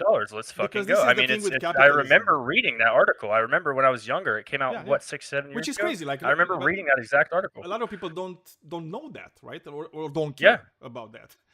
And well, no, Daniel, that was the point I was going to make. That's so crazy. I'm so glad you made that. That was I was going to say, it opens the questions of how many of these guys turn into sociopaths, because sociopaths can be formed through life. A psychopath is a born chemical construction. A sociopath can be made as you go. So you could be 40 years old, not be a sociopath, do a lot of crazy shit, be 50, be a sociopath. Usually it happens in the younger ages, but dude, these guys go to business school and they want to win, and that's how you win. It's crazy. I don't think every billionaire is a sociopath. Oh, no, I'm not saying that. No one said that. I'm just saying, but like per capita, there's a lot of billionaires that are, and millionaires, a lot of millionaires too, that are sociopaths. So it's not a bad thing. It's just a diagnosis. Maybe there's a higher percentage. Like not everything's the but movies, you could look at guys like Warren Buffett or even Mark Cuban or Bill Gates, and a lot of the good that they've done in the world, and clearly you wouldn't describe them as sociopaths.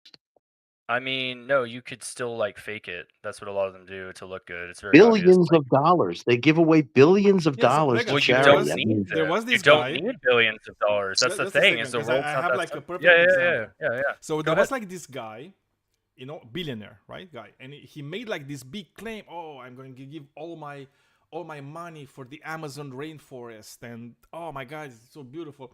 And everybody was like, oh my God, this guy is like so great. He's buying all this Amazonian forest to like preserve it, to help humanity, and actually he just bought it to actually cut it down. Yeah, I get it. There are people, awful human beings. Yeah, but most people who do that. You know what the problem is, Vegas? It's like most people, they don't know the follow-up, right? When an actual investigation was done to see that the guy was just bought it in order to like cut it down, right? Like a lot of people saw like the first article that was all over the place because he paid for it. He paid for the article to be like spread out like everywhere. I understand. Right? For I understand. PR. And this is. But do you think the follow-up has been done? I'm sorry. Go ahead. I want to let you finish. I'm sorry. No, I'm just saying like this happens with a lot of billionaires, with a lot of like one of their like charity works or like good works. It's like they're just shit. They're just shit. Or like they have ulterior motives that they're not publicized, right? And it's like, okay. Would you say that is true? Things. Would you say that is true for the three examples I gave? The Gates Foundation, which has given billions of money throughout the world, especially in Africa. Warren Buffett, who's also contributed billions of dollars to charity, and Mark Cuban, who has a wide variety of charitable businesses that he's creating. Do you think, of those three that I suggested, do you think that? First of all, the Gates Foundation, I think it's a very shit foundation. Yeah, they did like a lot of. I'm gonna tell you why. Wow. Don't just say wow. It's like wow. It's like just listen to my argument first, because they did a lot of work in Africa. The problem is, it's like I would have been okay if they did that work in Africa and they would have said, yeah, we're coming here and we just want to do this and that's it, right? But they didn't do that, right? They came in and they put a lot of conditions, right? It's like, oh, you need to do agriculture the way we are saying, and you need to do this the way we are saying. And usually it didn't work that well. let's not forget that Bill Gates was also involved in American education, and he was probably like solely responsible for like the huge decline of American education by himself. So yeah, not the best, right? So whenever you're talking about Bill Gates, yeah, let's not forget he's also like in the Epstein files and very closely associated with Epstein. Second, okay, well that's irrelevant. Yeah. Oh, No, but go ahead. It's kind of like a side thing, right? Again, it's like my main thing was like everything I said in the first part. Okay. Okay, I don't think he's done anything. Okay, you're still going. Go ahead. I'm sorry. Because I'm responding to you because he's like, yeah, but if you want, we can take it one at a time. There's 2 points you made.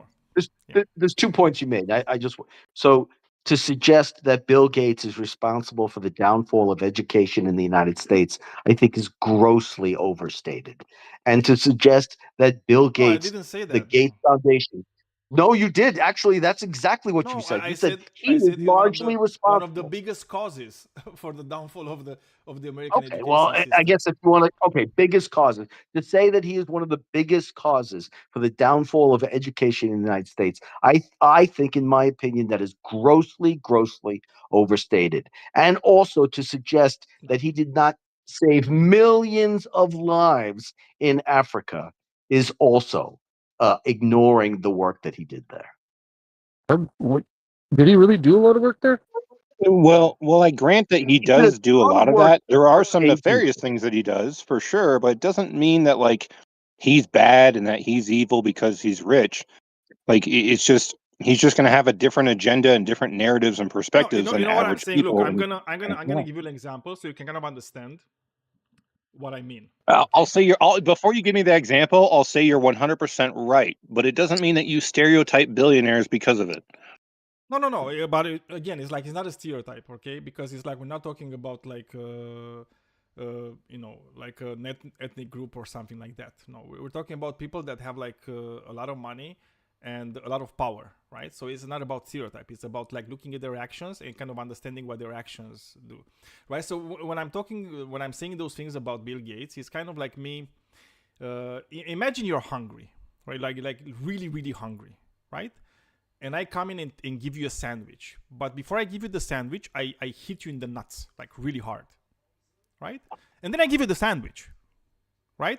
So you're gonna say it's like, technically, like I did feed you, right? You were starving and I fed you. But was the kick in the nuts like really necessary? I don't understand this kick in the nuts thing. That's a weird analogy.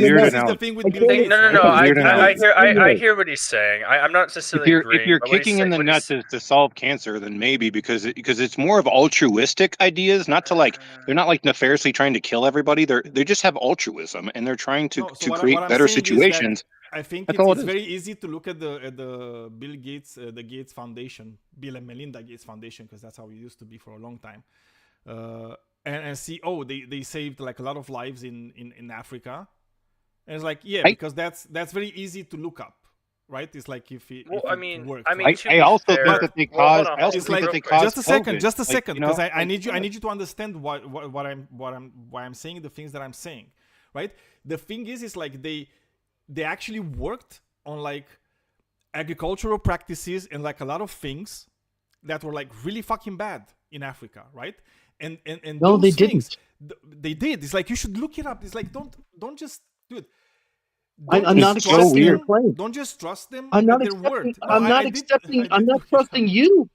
I'm not trusting you. I'm not saying you have to trust me. I'm saying it's like you need to look it up. The reality is like you probably didn't look it up like ever because we all looked it up. There can be billionaires that do good things in the world. Like no one's denying that, right? Like that's not a deniable fact. And arguing whether this one billionaire is doing a good thing in the world isn't necessarily productive because we know that there are good people and bad people. Like if we even do like per capita on a normal civilian average, like a normal citizen average, so you're going to see good people and bad people. Therefore, there's good and bad billionaires, right? That's fair, right? There's good and bad people, there's good and bad billionaires. So we're wondering, is billionaires the biggest threat to democracy? Maybe are the bad billionaires the biggest threat to democracy? And I think that's an easy yes. That's all I'm saying. Well, and you'll have good billionaires do bad things because they're trying to take a risk and a chance on altruism. Like, I think the Bill and Melinda Gates Foundation is partly responsible for COVID, but it doesn't mean like they're evil fucking people. It just means that there's a bad lab in Wuhan that fucking got leaked, and maybe we shouldn't have supported that shit. Like, I totally get it, but it doesn't. But also at the same time, these are the same people that have provided a majority of luxury. It's like you have all the At the same, hold on, let me finish my thought, please. At the same thought of like, man, that guy really fucked up. These people are also responsible for creating a majority of the wealth and value around you in your life. That's important to acknowledge. I think the point that was made about the bad billionaires are the biggest threat to democracy, I think that's fair. There are bad billionaires who are really bad. I mean, who do awful things with their money to help destroy democracy in the United States. And I think that's a very fair argument. But to I think suggest there's very few good billionaires. This is what I'm saying. I don't think. Well, I named three of them, and I stand by those three. I don't think Bill Gates is a good billionaire. So far, like Bill Gates I think the Gates Foundation did not do what they did, meant millions of lives would have been lost. If the Gates Foundation did not use their billions of dollars that he gave, millions of lives would have been lost. And you know what? Other billionaires did not do what Bill Gates did. And so millions of even more lives could have been saved. So he is one of I think did a good thing. One of my favorite stories is Warren Buffett's daughter. If anybody knows that story. And his daughter came to him and said, "Dad, you make too much money." And Warren Buffett's goal was to be the richest man in the world because he wanted to show people how better at trading he was and investing than anybody else. And his daughter came along and says, "I want to give away 99% of it." And he fought her until she won. Yeah, he did. He will. The giving pledge. Yeah. Now, but the argument about the bad ones. By the way, and it's like because I want to get back to your original question, Vegas, and to suggest that they're not a threat to democracy, I think is saying, well, all billionaires are good people. No, absolutely not. But I'd like to hear specifically about the bad ones and how they are specifically a threat to democracy, because I think there's an argument there. Oh, I think, like, for example, look, like even Mark Cuban. I do think Mark Cuban is a threat to democracy. I don't. Why? Why do you think? Okay, I'm gonna tell you why. Because like Mark Cuban, and this is true for like every billionaire, right? And including Warren Buffett. Okay, because what is democracy, right? Like democracy is this idea that we had. We're gonna get together, and we're gonna have governments where everybody is represented, right? It's like one person, one vote, right? And the reality is like the more money you make, the more power you're going to have. Right? Like, for example, it's like, how easy would it be for you personally to get an audience with like the president? Well, almost impossible, right? But if you had millions of billions of dollars, well, it would be trivial for you to actually be able to meet the president, right? Because you'd have everything, and they would receive you, right? Because this is the thing with money, like capital. But that doesn't make any sense. Like capital translates. Just a second. Yeah, no, capital translates to political power. And it's a much better political power than the one that politicians have, because politicians, they have to be elected. Sometimes they have term limits. It's not easy, right? It's not easy to stay there. But because billionaires, they don't have those things, right? It's like if I'm influencing you as a politician today and you're not reelected, oh cool, I'm just going to your competitor, right? And I'm just going to make my deal with that guy. And that's it, right? That's a good thing. And here's the problem you're having wrong is it's a representative democracy. Do you think so that's you're removing the representative? No. Just a second. Do you think it's a good thing for the billionaire to actually be able to influence politicians? Yes. Let me explain why. For his own reasons? Yes, but let me explain why. Just like you had to explain yourself when the other person was trying to say, hey, how crazy that is, right? Is that because, like a politician, it's a representative democracy. So you still have a politician there making their own decisions. If you want to call them a puppet, I don't think you're giving them credit for how smart they fucking are and how much they not only use a billionaire, but how they also use the general public. And they also meet more people in the general public than a billionaire. The billionaire might have more sway with the politician is because the billionaire has more value. I can meet with 100 people and get something done, or I can meet with a billionaire and get it done. The billionaire has more value? Value as what? what as a person? The billionaire has more value when it comes to the goal that needs to be done. You might need to get somebody wealthy on board that can wait a fund second. the It's like, operation. who do you think has a more value as a person? A billionaire It's not. or It's like not a your dichotomy. your former English teacher?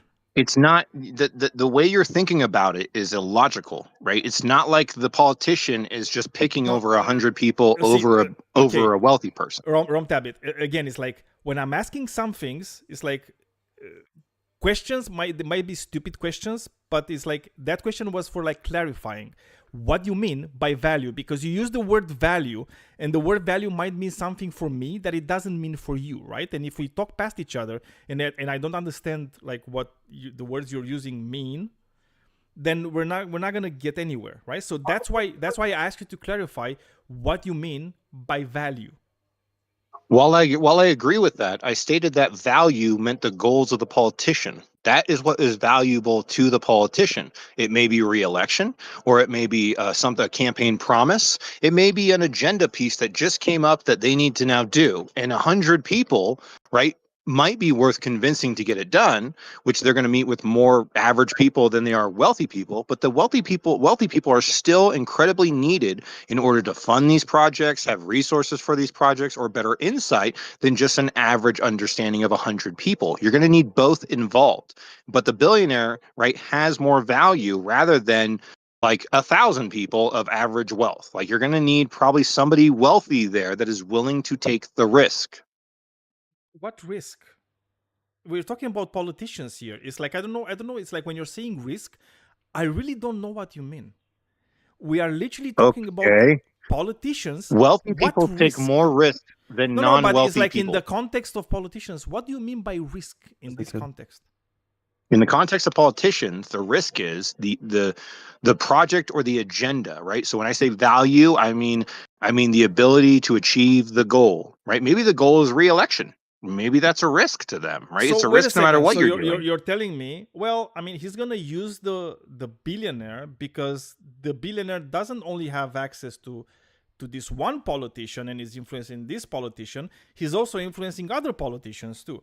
Yeah. So that's why you're saying, oh, so it's because it's like the corruption is bigger. Let's have a scenario, right? Because the corruption is bigger. I mean, no, you misunderstand. You misunderstand because I feel like you take everything I say and it's like I know, but the logical screening you're using just muddles up everything. I don't know how you're coming to good conclusions like this. So if a politician has a ton of people on his side, it doesn't matter how many wealthy people come along, it's not going to matter. But if a politician has a bunch of wealthy people on their side and not the people, maybe he might win because he's able to convince them with good ads and more money, right? So it's definitely a toss-up on what's going to happen. But a good politician recognizes they need both. They need the Commonwealth, right? And they need very wealthy people. Like they need both. They need both sides. No, I don't think they do. And this is well, I'm sorry you don't because again, it's like you're getting past what I told you in the beginning. It's like whatever you're talking about right now is literally just saying it's like, yeah, you're right, but I think that's good. I think it's good for the politician to actually have their way. I think it's good for the politician to have the, one person, 1 million votes, right? It's like for you, it's one person, one vote. For the politician is one person, 1 million votes. But that's what it means. It's like whenever billionaires have access to politicians, what it means that their vote counts more. Their vote counts as like 1 million or 2 million votes, right? Because if they get their way, right? If they get their way, right? Because that's what happens. No, it's you like have a misunderstanding. What happens in the United States right now, it's like we see billionaires, right? Like the uber wealthy, they're influencing politics, right? To get everything they want. Like tax cuts. Every freaking time is tax cuts for who? For the super wealthy, right? For the super wealthy, they're always forever tax cuts. No, but it's not a good thing. It's like you think it's a good thing because you've been lied to and you just bought the lie. You think it's fine that they're getting their tax cuts forever, and you get your tax cuts for like a year, and then it's back to where you started from. That's literally what Trump did. Hold on. So if I lower taxes on a guy who makes a bunch of money, and he makes a bunch of more money, am I going to gain tax revenue? Or if I increase taxes, no, or you're if not, I because increase taxes, they're not paying anything on those, because as we said earlier, right? And so here's the thing. This is demonstrable and provable, right? It's like the one thing billionaires are really, really good at is not paying taxes, right? It's like they are paying some of the least amount of taxes when it comes to percentage, right? You're missing the point. Than anybody else. No, I'm not missing the point. You're missing the point. It's like every time they make more money, the only misunderstanding. This is like the more money this is a poor man's mentality. This is a poor man's mentality because you don't understand. Less money create revenue. Less that pay money taxes. is coming to revenue, dude. It's like you're gonna need look. to Most of the revenue that's coming to the government. Most I know, but I'm trying to get through you to a process because you're just not. In my opinion, you're just making like these weird assumptions about my personal life, about what I know and what I don't know.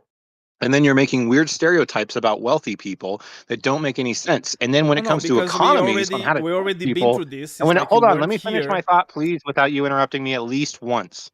Okay. When it comes to taxing people, there's two ways you can go about it. You can tax them a lot, right? But then you will have less productivity. People will want to work less because of the higher taxation. So it's less ability to go do things because of heavy regulation and taxation. But if you let them loose and they end up making more money, you can lower the taxes and gain increased revenue or more revenue. It's like 2% of $100, or I'm sorry, 2% of $100, right?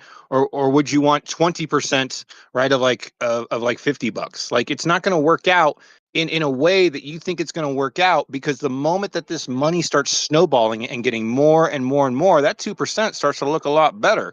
But $50 is not going to snowball. No one's going to fucking put it anywhere. You just took the nut out of it. It doesn't go anywhere. So at the end of let me finish my thought, man. Just let me finish my thought. You're already saying like a lot of things. You're doing a Gish Gallop right here. You're doing a Gish Gallop, and I'm not going to let you Gish Gallop. Right? Because you're making like a lot of fucking you're not gonna let anybody speak at all. I'm not gonna let you Gish Gallop. You understand this, right? I mean, I'm literally telling you, I'm not gonna let you Gish Gallop. If you want to Gish Gallop, you can do it to somebody else, not with me. It's not gonna work. So the problem that I'm seeing here in your the way you're thinking as this like this pie we call the economy is infinite. Well, the pie is not infinite. And the reality is, like, billionaires are accumulating more and more and more and more. And they're just hoarding. They're just hoarding this thing, right? It's not like they're creating more. It's not like it is coming more from somewhere else. No, they're just hoarding it, right? And the cleavage in society is like a lot bigger. You're Gish Galloping. No, I'm not Gish Galloping. I'm literally explaining it. Yeah, I'm not going to let you Gish Gallop. I'm not going to let you Gish Gallop. Okay, so the point is that you can't take out... Okay, I don't know if you know this, all right, guys, this hold is on. my show. You're not going to do this. Yeah. You're not gonna do this from Tabit. It's like this is my show. It's like I run it the way that I want to run it. It's like you're not gonna run it the way you want it. Okay?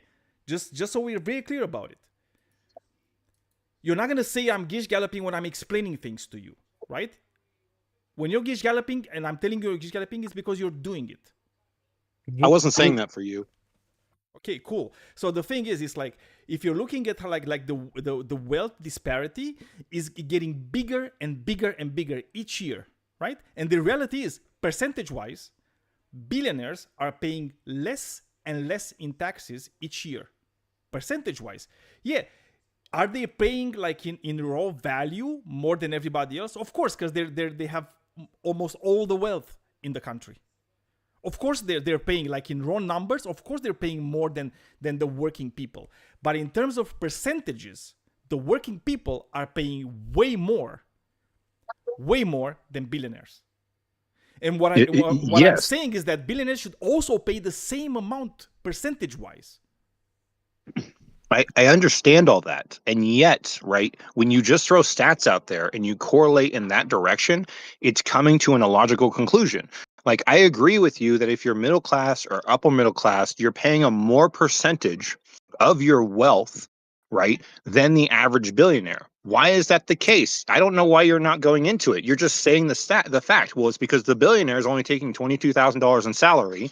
The middle class guy is making $200,000 in salary. And the politicians are putting a tax bracket that is not fair on the middle class, and it ends up hurting the middle class as compared to going after like what you want, which is like capital gains tax or whatever.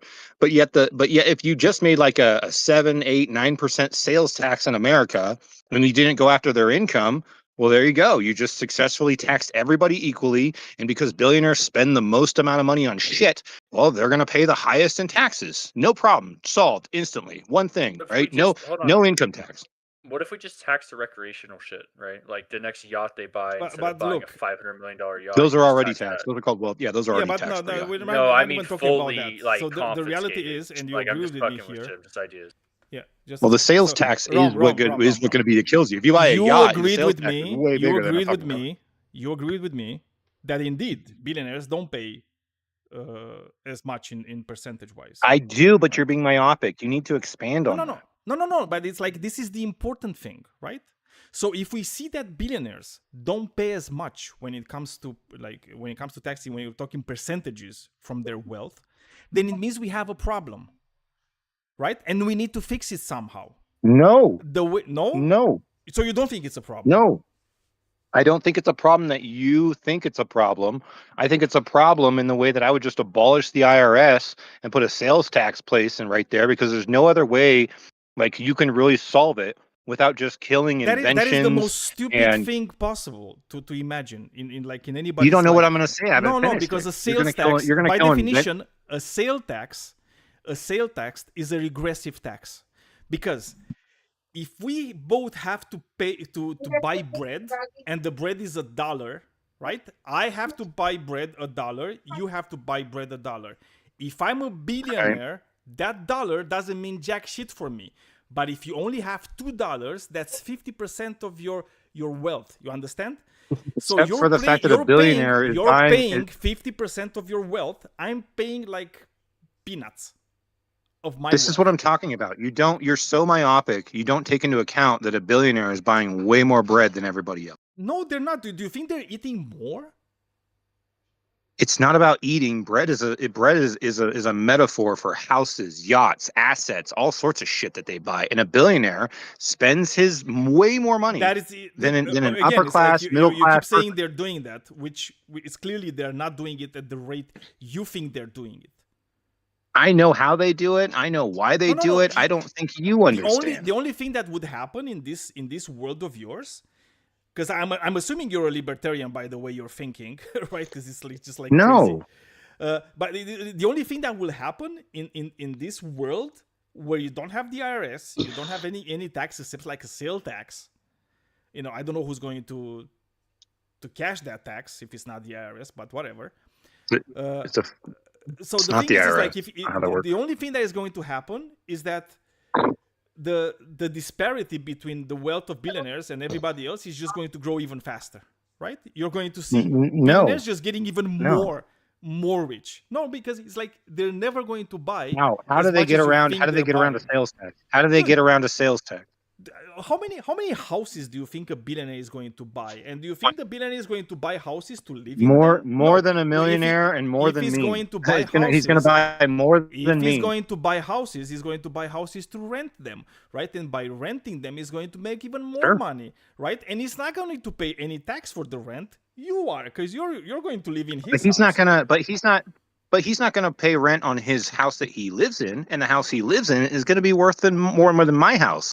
So now he's paid sales tax on a second home, a third home, a fourth home, and he's providing housing for people. Why is that a bad thing? He's not providing housing for anybody. He's just buying houses and you're just paying rent. You're literally, it's like any That's amount called providing of housing. Tax, I don't understand. Hold on, you think him monopolizing the market is providing? Any amount of sale tax that he's going to do it, any amount of sale tax, he's going to make it back from you.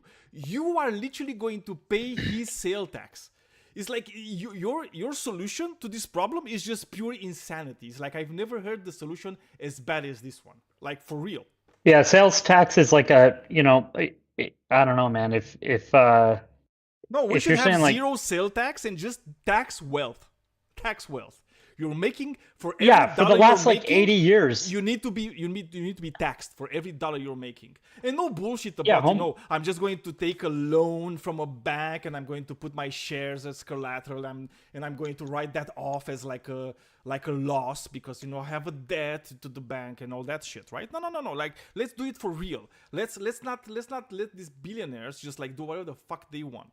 Right? Let's tax Ron them. Tabak can't hear right now. Let's make sure that everybody pays their their due, right, in society. Not you, the working people. And this is what's crazy, man. It's like, and he's gone. He just left. Yep. He's the working person, right? He's work.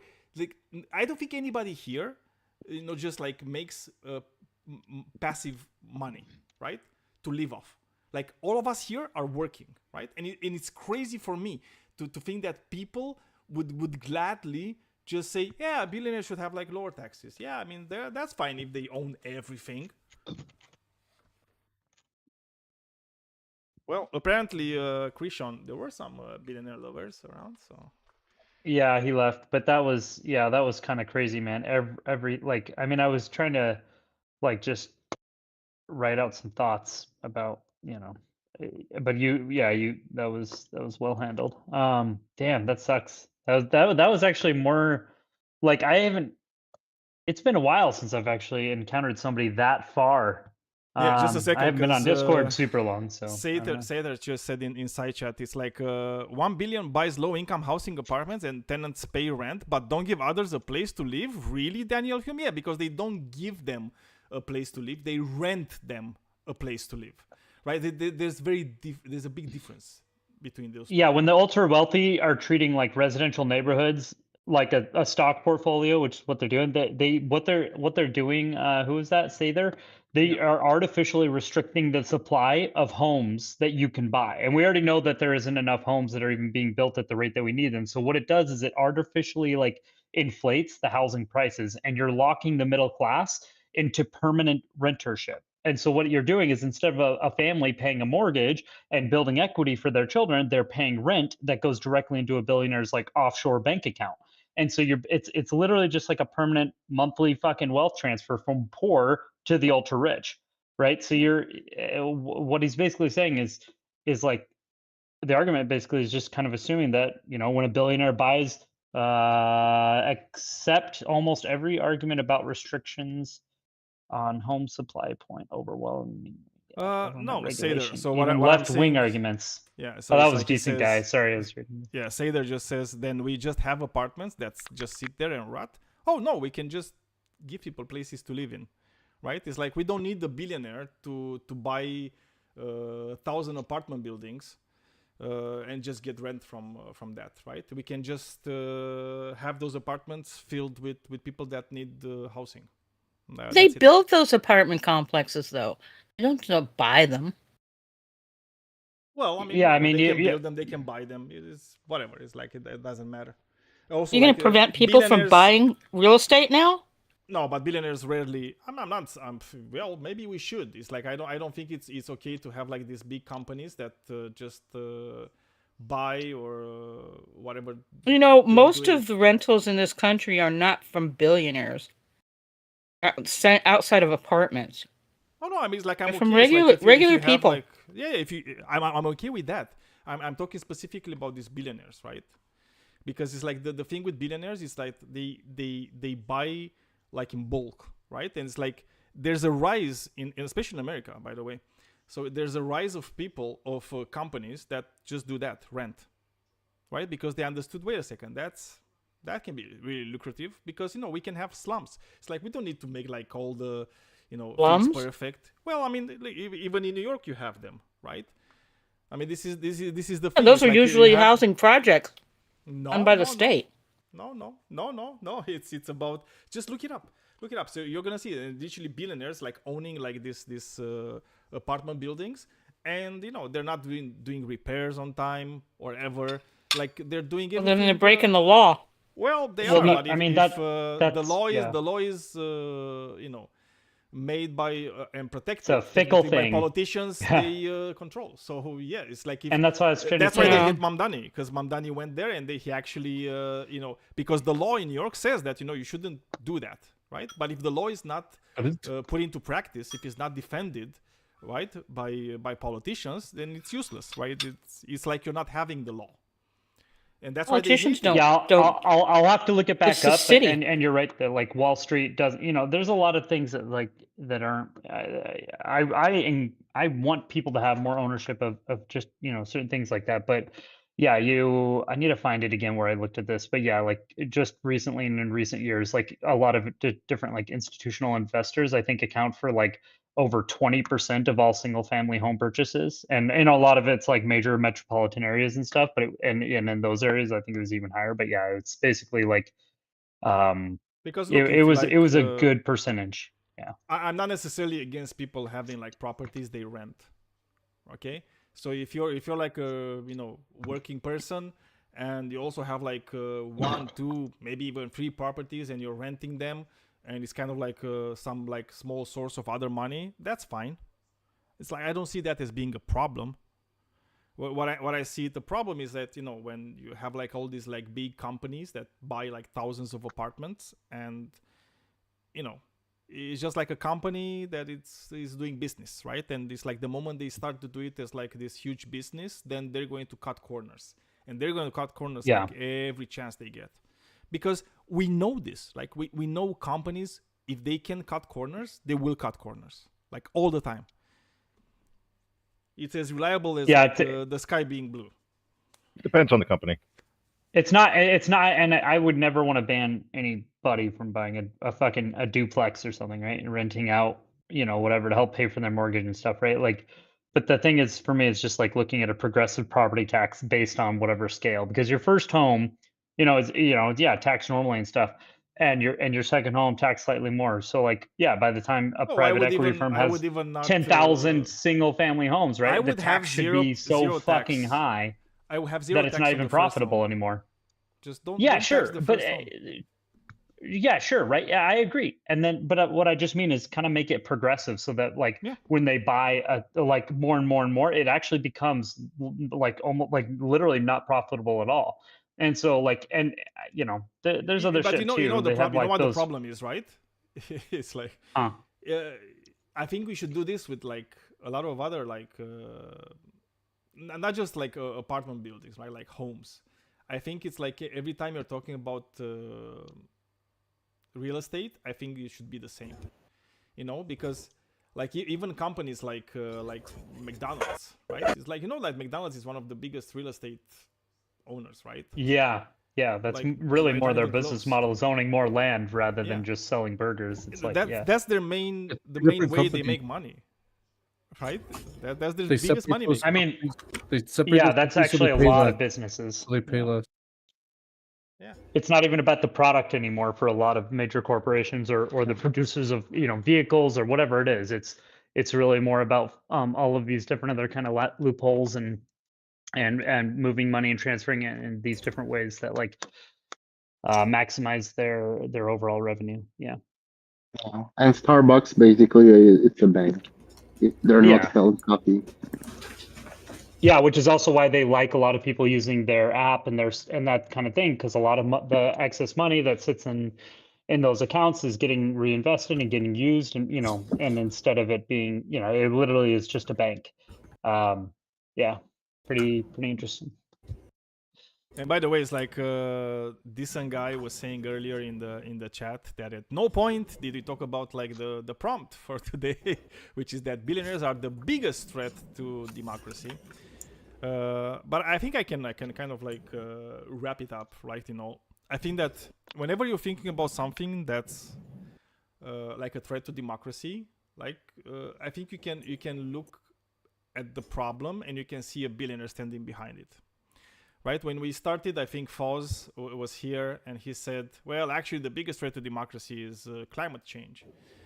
And actually, if you're looking at climate change, you're going to see that one of the reasons climate change is accelerating, it's mostly because some billionaires, right, they find it really bad for their business, to actually tackle climate change. So they're doing everything in their power to stop that. And also, some other billionaires are actually profiting from climate change, and they're making a buck. So if they're making a buck, they have no incentive to actually stop it. And the same goes for almost everything else, right? Like every time it's like you're going to look at something, look at Trump. Well, Trump is a billionaire himself, right? I mean, he made most of his money as president, true. But behind him, there's a lot of other billionaires, right? That want him to get there so they can make more money, so they can achieve their goals, whatever they are. So yeah, that's why I'm saying that billionaires are the biggest threat to democracy, because they have undue political power. They shouldn't. Daniel Hume, I'm curious, like what is the standard, or what makes something a threat to democracy? I mean, I have two, like, but he can answer. Sorry, I know that was pointed towards you, but what I said I have earlier, a couple loaded. Right, so it's like whenever we say democracy, it's like it's this thing that we envisioned, where we can have a government where everybody can have a say, and it's one person, one vote. So every time that thing is being perverted, whenever you have people like billionaires who have, who they're one person, but actually they don't have just one vote, they have a million votes, sometimes more, depending on the circumstance. Then I think that's a threat to democracy, because it destroys the purpose of democracy, which is for people to be able to be in charge of their destiny, in charge of their lives, right? And billionaires are going to billionaires are going to always use politicians mostly for their own businesses and their own will. So you would consider billionaires a threat to democracy because they they disrupt what the individual people from being the ones who control the politics. Yeah. In a way, I think what they do is they you have this concentration of extreme, like for me, it's like we have this, you have like you kind of a transition, like we don't have like a lot of like information scarce world anymore, right? We have shit tons of algorithmically driven, social media shit, and all of that's basically everyone's programmed in different ways and they're all promoting what their version of truth and whatever. But it's, I basically think it's just programmed to maximize human engagement. And so psychologically, you have nothing that's like, you have a lot of shit that's pushing like tribalism and fear. And when somebody's just spending all day inside, on whatever personalized algorithmic echo chamber they prefer, I don't feel like it's easy for them to not really branch out and develop other opinions, because they're just inhabited by what they want. And then also, like, a lot more people, and I don't know, I think Joe Rogan pushes this, as well as RFK Jr. and a bunch of others, but like there's a lot of distrust in institutions. And so it's like you have this losing side of whatever election has to be, what, and what's fair of like what certain things. By, oh no, I'll get to that. I'm getting to that, right? But these are the two for me that are like it's basically the weaponization of a lot of these different information ecosystems, and the others is it's essentially a dying trust in institutions. And we can go into that, but essentially, like, the reason of concentration of extreme wealth is so dangerous is because billionaires possess the unique capital to accelerate that fracture in whatever people kind of see in that way. And when a handful of ultra wealthy fucking people or whatever corporate conglomerates or whatever own the primary communication platforms and the news networks and the politicians and the power to curate kind of whatever national narrative they want, then they can basically amplify all the disinformation and tribalism and keep people, like a lot of working class people, divided.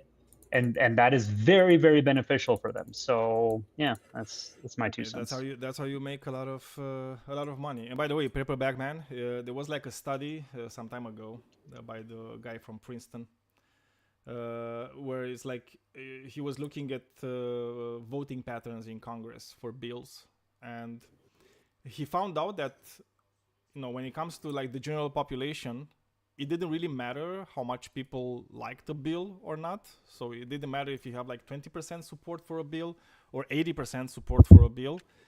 It would pass kind of like in the same percentage.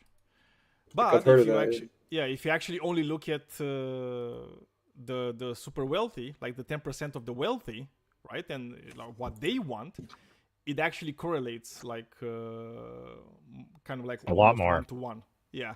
So if it's like 20% wanted, it's going to pass 20% of the time. If 80%, well, it's going to pass 80% of the time.